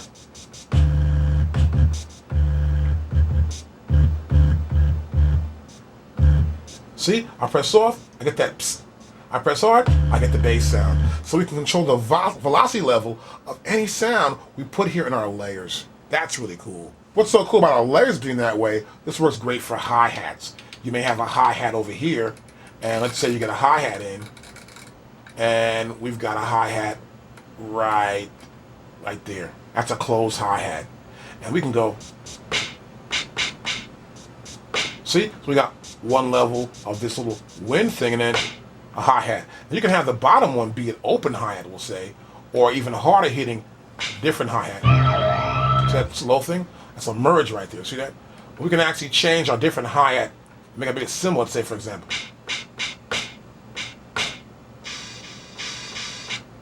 So you can change varying sounds between your closed hi-hat and your open hi-hat. Okay, we also have parameters. We're going to press F3. Now here in parameters, we can have a sample.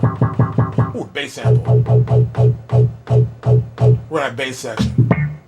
Okay, now watch this. I have each sample selected as mono. So let's go down here further. They're mono. Now watch, go to poly. See, it's apply also. Watch this.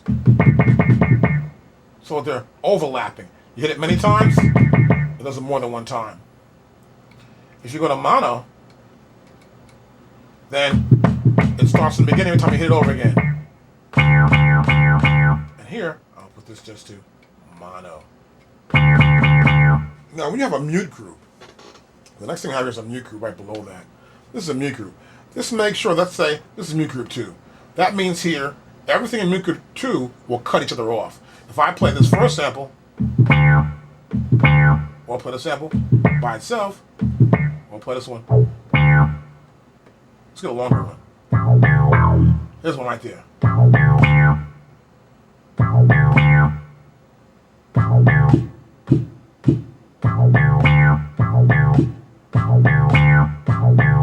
See that? So it cuts off each sample. Now if it's not in the mute group, and we turn this mute group thing off here, for each one of these samples, and turn this off here, turn that off there, we go.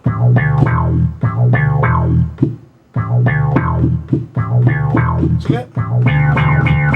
See, and they're overlapping each other. So sometimes you get a nice sample you want to keep.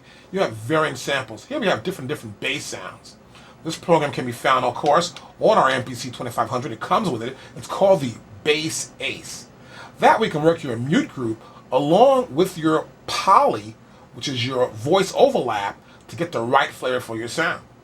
So we have our mute group, as you can see there. Now how this works is that we have 32 different mute groups, because we can have 32 different sample sounds. You got that? So we can have 32 different mute groups. So for this group here, this will be my bass mute group, I would call this, but this will be group 2. And there in group 2, any one of my samples that is set to group mute 2 or mute group 2, they will be cut off when the other sample is heard. Now I'll put us back to 2 right here. Put us back to 2 right here.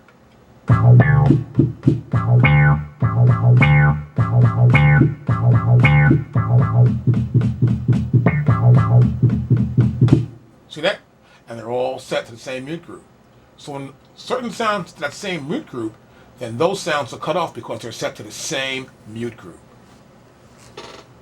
Okay, now we have here also, we've got our mute target. This is how it works. We're going to play a sound, have another sound, cut it off. Here's how it works. We'll say we want this drum, which is the kick drum, to cut off 8. That's set to 8. See that? Then we go back here to play this. See, it cuts it off.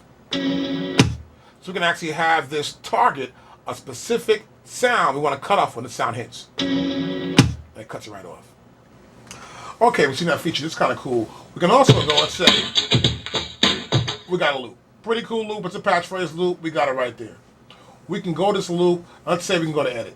We'll press edit.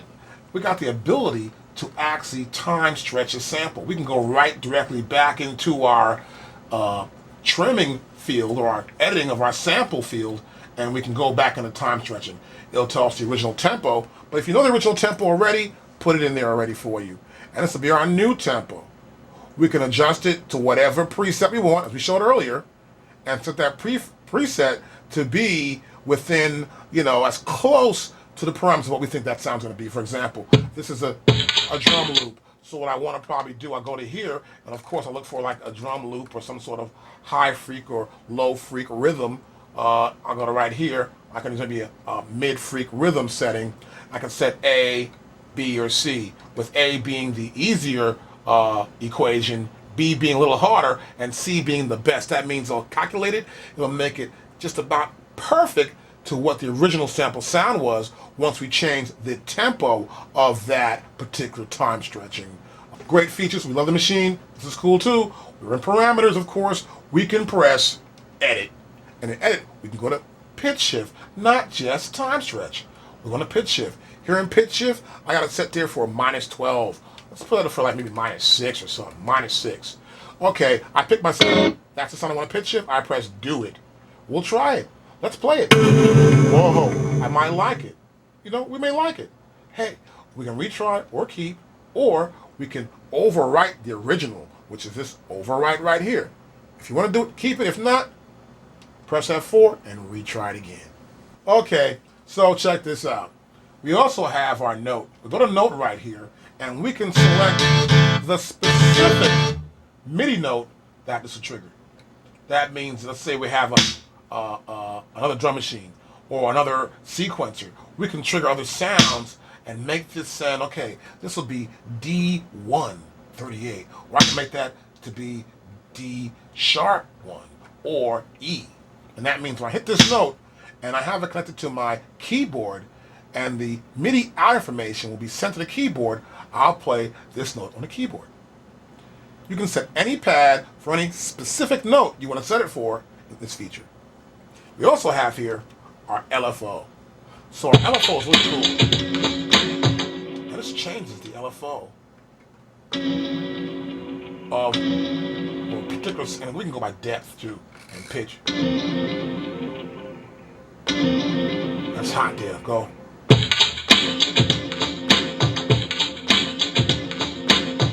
So you can change the LFO and then change your pitch depth. We can change the rate. Now it's important for you, I can do this all day long, you have got to sit down and go over these features. Understand how you can change that on that one particular sample. You can change the rate. We'll go back down here again. Or we can change the rate. We can change the delay. See the delaying back there? We can change the filters. It's kind of cool. For filter 1, see that filter on filter 1? The amount for filter 1. The amount for filter 2. So, experiment and learn. Now, LFO means low frequency oscillation. As you can see here, when it's on 1, it's faster.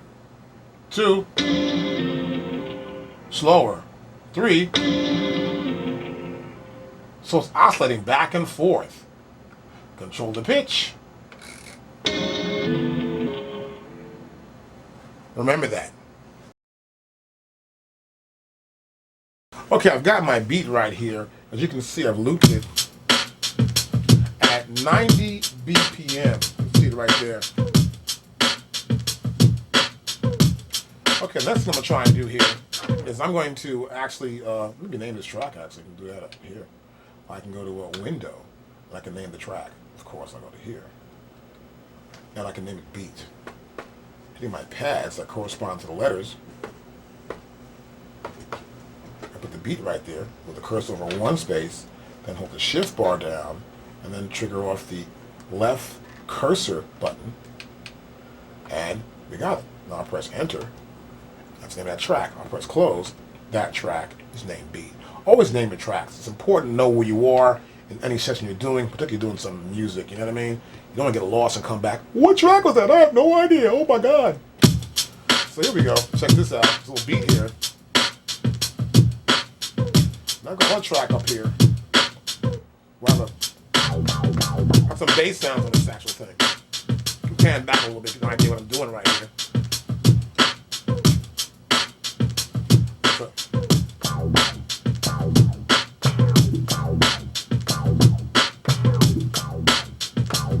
I want to record that. I go to here, press record, and press play start. So I'm going to press record and play start right there. But first, I want to get a click actually. Let me go to here first. I want to get a count off. So right here, we're going to have a count off. That's why I want to count off right there. So I'm going to go right here. I'm going to say, I want like a count off and record only. That's cool. I'll close this.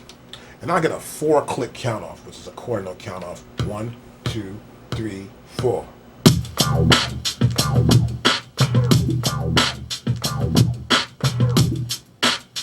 Okay, cool. That's it.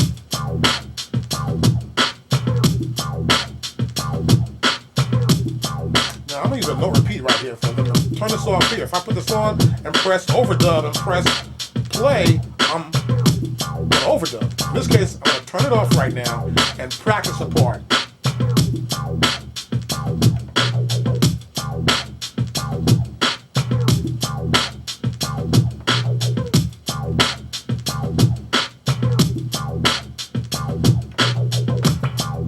I got it now. Watch this. So I'm gonna go back to play.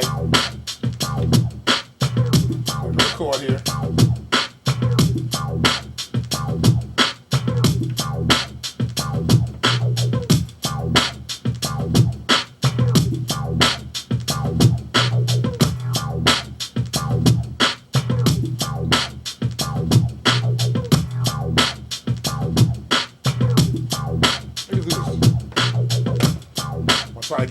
Watch this sound.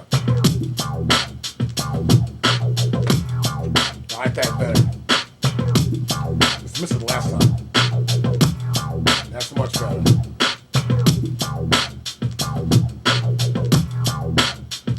So now, I'm gonna go to another track. I can't even name that track there. I might name that track. I'll go to open window. I call this track bass. B, move the cursor over, A, and then S. Cursor one more time, S. Cursor one more time, press the shift and the left arrow key and press enter.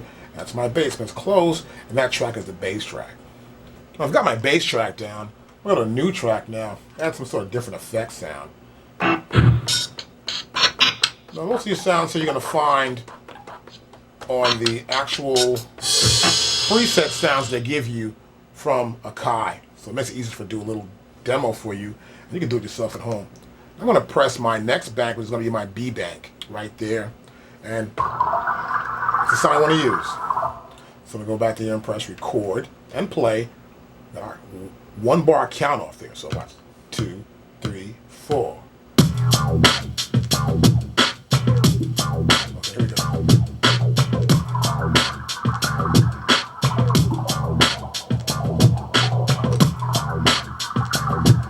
Some sort of effect in the back, kind of funky.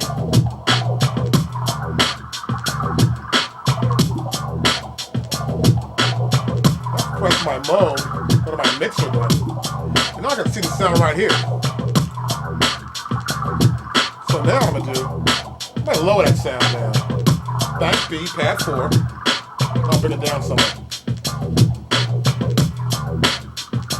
Go in the background, you know?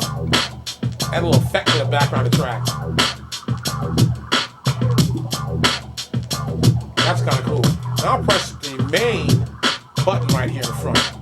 I'm going to press this main key right here and right back in the main screen. So the track is still moving along here. I can still keep producing.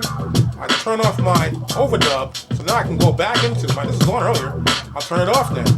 And now I can actually check out tracks and some other stuff out too. Now I'm going to name that track, I guess I'll call it Water. It sounds like water to me, so I can name that track over here. I'll press the window button, of course, and we got the track name up. We'll turn the dial one time, and now we can put the word water in there. I'll hit my corresponding pads. That's a W, A, then a T, then an E, and then an R. Alright, move the cursor over once, then press the shift and the left cursor to erase the buttons, erase the actual other words there. I have water, press close, I'm good. Now a new track. This is called the CDS track, which is on our preset sounds that we have on our MPC. I'm looking for some sounds. I like that sound, it goes back and forth. So sometimes I want to tune a sound up and make a fit a track, give it that kind of flavor where I can take that one sound and pitch it anywhere I want to. Here's how I would do that, of course. I'm going to press over here my 16 levels button, which is right over there. Bam! Of course, it's right there. It doesn't light up, of course, you can see, but it does give us right here in the window our assigned 16 levels to any particular sound. I picked this sound here called the Melt M-Melt on pad 10. I'm set for tuning, so I can tune the sound up. The original tuning, which this note here, will be pad number 4. So I can press turn on, and then, but watch this.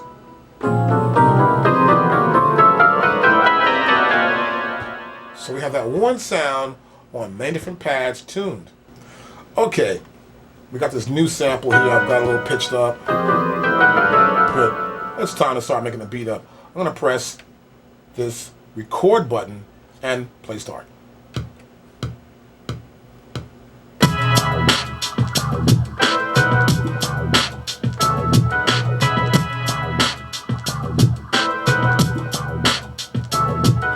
That's kind of cool. Probably bring the level down. Go to mode, go to mixer. That was actually sound number 10 here. Not too loud, not enough. Now sometimes I have to actually turn my full level off. I don't want to have this full level on because every time I hit a sound it'll be the same level. aside the last time we played, I want to play it soft or play it loud. So it builds up, you know? It's important to have some dynamic sense to your music. It's very important. That way, the listener can actually get some sort of vibe from the sound, rather than everything being all full level. There's that essence in the background, the beat pumping, the bass line pumping. There's some sort of instrument gliding over the top of the sound. It's kind of funky. So I just press softly or press harder. It's velocity sensitive. So I kept the full level off. Then I tuned that sample up. And I know that sample's actually at A10. And I lowered the level here so I get a nice level in the track. I'll press play. And my beat's still dominating the track. And the bass line's there. It's like the groove going on.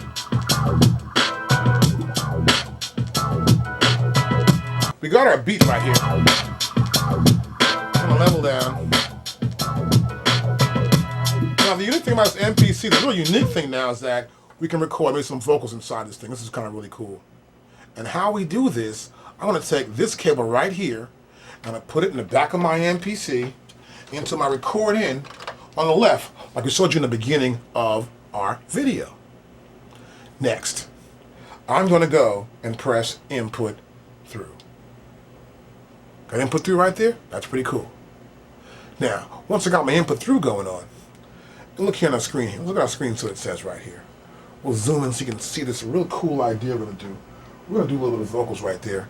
And you can see right here on the screen where it says off. See that? It says input through is off.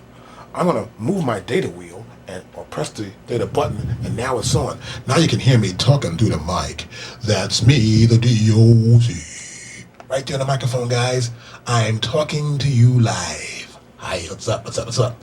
And what we're going to do right now, we're going to show you how you can record audio into your MPC 2500. It's off the hook. Check this out.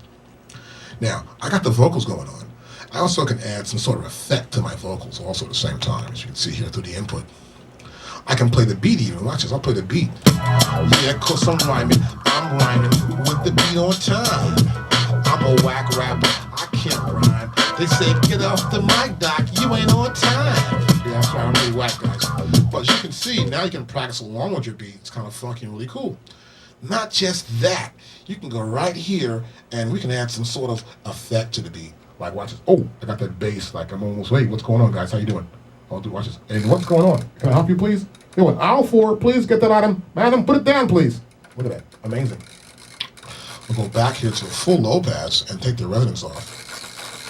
We can also do this. We can use the high bandwidth. As you can hear right now, that's got that real high bandwidth going on.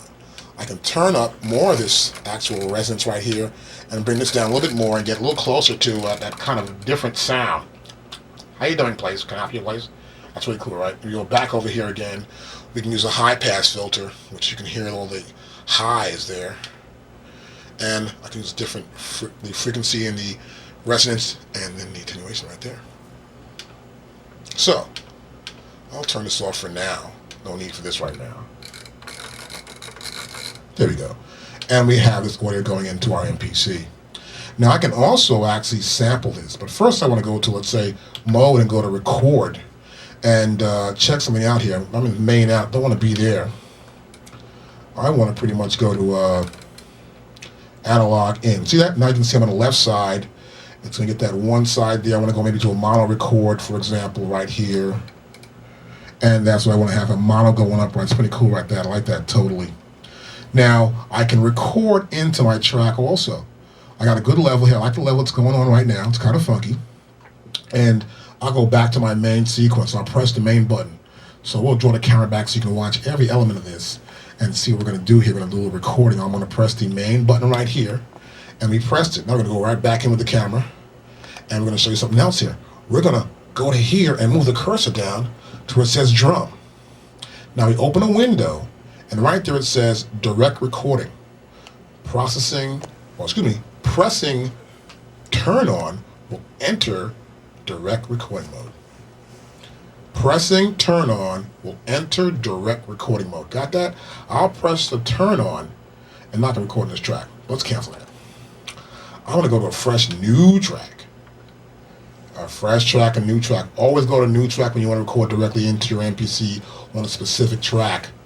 Now, I'll go here, and now I'll move the cursor down one more time here, and I'll press enter. Press window. Now it says pressing turn on will enter direct recording mode. I'll press turn on, and now I'm in direct recording mode right here in this particular track. Okay, I got my mic right here. It's dark in the house. For those you don't know, I'm the DOC. All right, so let's get busy here. We're gonna go right there. Got the input through on. We've got our mode going on. We'll press the mode button. We'll press the record. I'm making sure that, look, I'm here. I got my input to the left and right. Just making sure I'm on the left side and we're in a mono record situation. I'll go here in mode. I'm gonna go here to hit the sequence edit. Now I know I got 2 bars. Watch this. I'm gonna take these 2 bars and I'm gonna put them after the 2 bars. I'm gonna do it 7 times. So I got 16 bars of the same loop over and over. I got a special track, a new track, a program also to put the sample onto. I'm gonna go right down here to the drum part, so it's drum type, and I'll press window. I can now press turn on to enter recording mode. And I'm recording mode. I can press play start here. When I'm ready to record, I'll press F6. Here we go. That's right, I'm the doc and I'm not so tight. My rhymes are whack and I think you should appreciate that. I got the wackest rhymes in the planet and my brother's even whacker than me. We call ourselves whack, 1, 2, 3, but whacker than anyone who ever could rhyme. I don't even rhyme on time. I can't even know what a rhyme is. I know how to even rhyme. Okay, enough of that whackness. Now I'm gonna stop this recording right there. This recording has stopped. Now I'll press the pad. That's where I want the sample to be at. It says record event, yes. Keep, yes. We'll press play start from the top, but first I'll turn my mic down so you can still hear it. So turn it down. We don't want to hear the microphone. We practice a little bit. We'll turn it down. I'll put it right over here for myself, and I want to play back the track. That's right, I'm the doc and I'm not so tight. My rhymes are whack and I think you should appreciate that. I got the wackest rhymes in the planet and my brother's even whacker than me. We call ourselves whack, 1, 2, 3, but whacker than anyone who ever could rhyme. I don't even rhyme on time. I can't even know what a rhyme is, but I know how to even rhyme. Okay, enough of that whackness. Now let's stop. That's how it works. It's really cool. So I'm not gonna say cancel. I'm through recording. And if I want to like fix the level of that track, I can go back to mix, and I'll press the mode button. I'll press the mixer right here. I think I put it right there in D. I'll bring the sound down, and I'll play it again. I'm the doc and I'm not so tight. My good level, see? You should appreciate that. You can actually rhyme, put a track into your MPC, and get that track going along with it.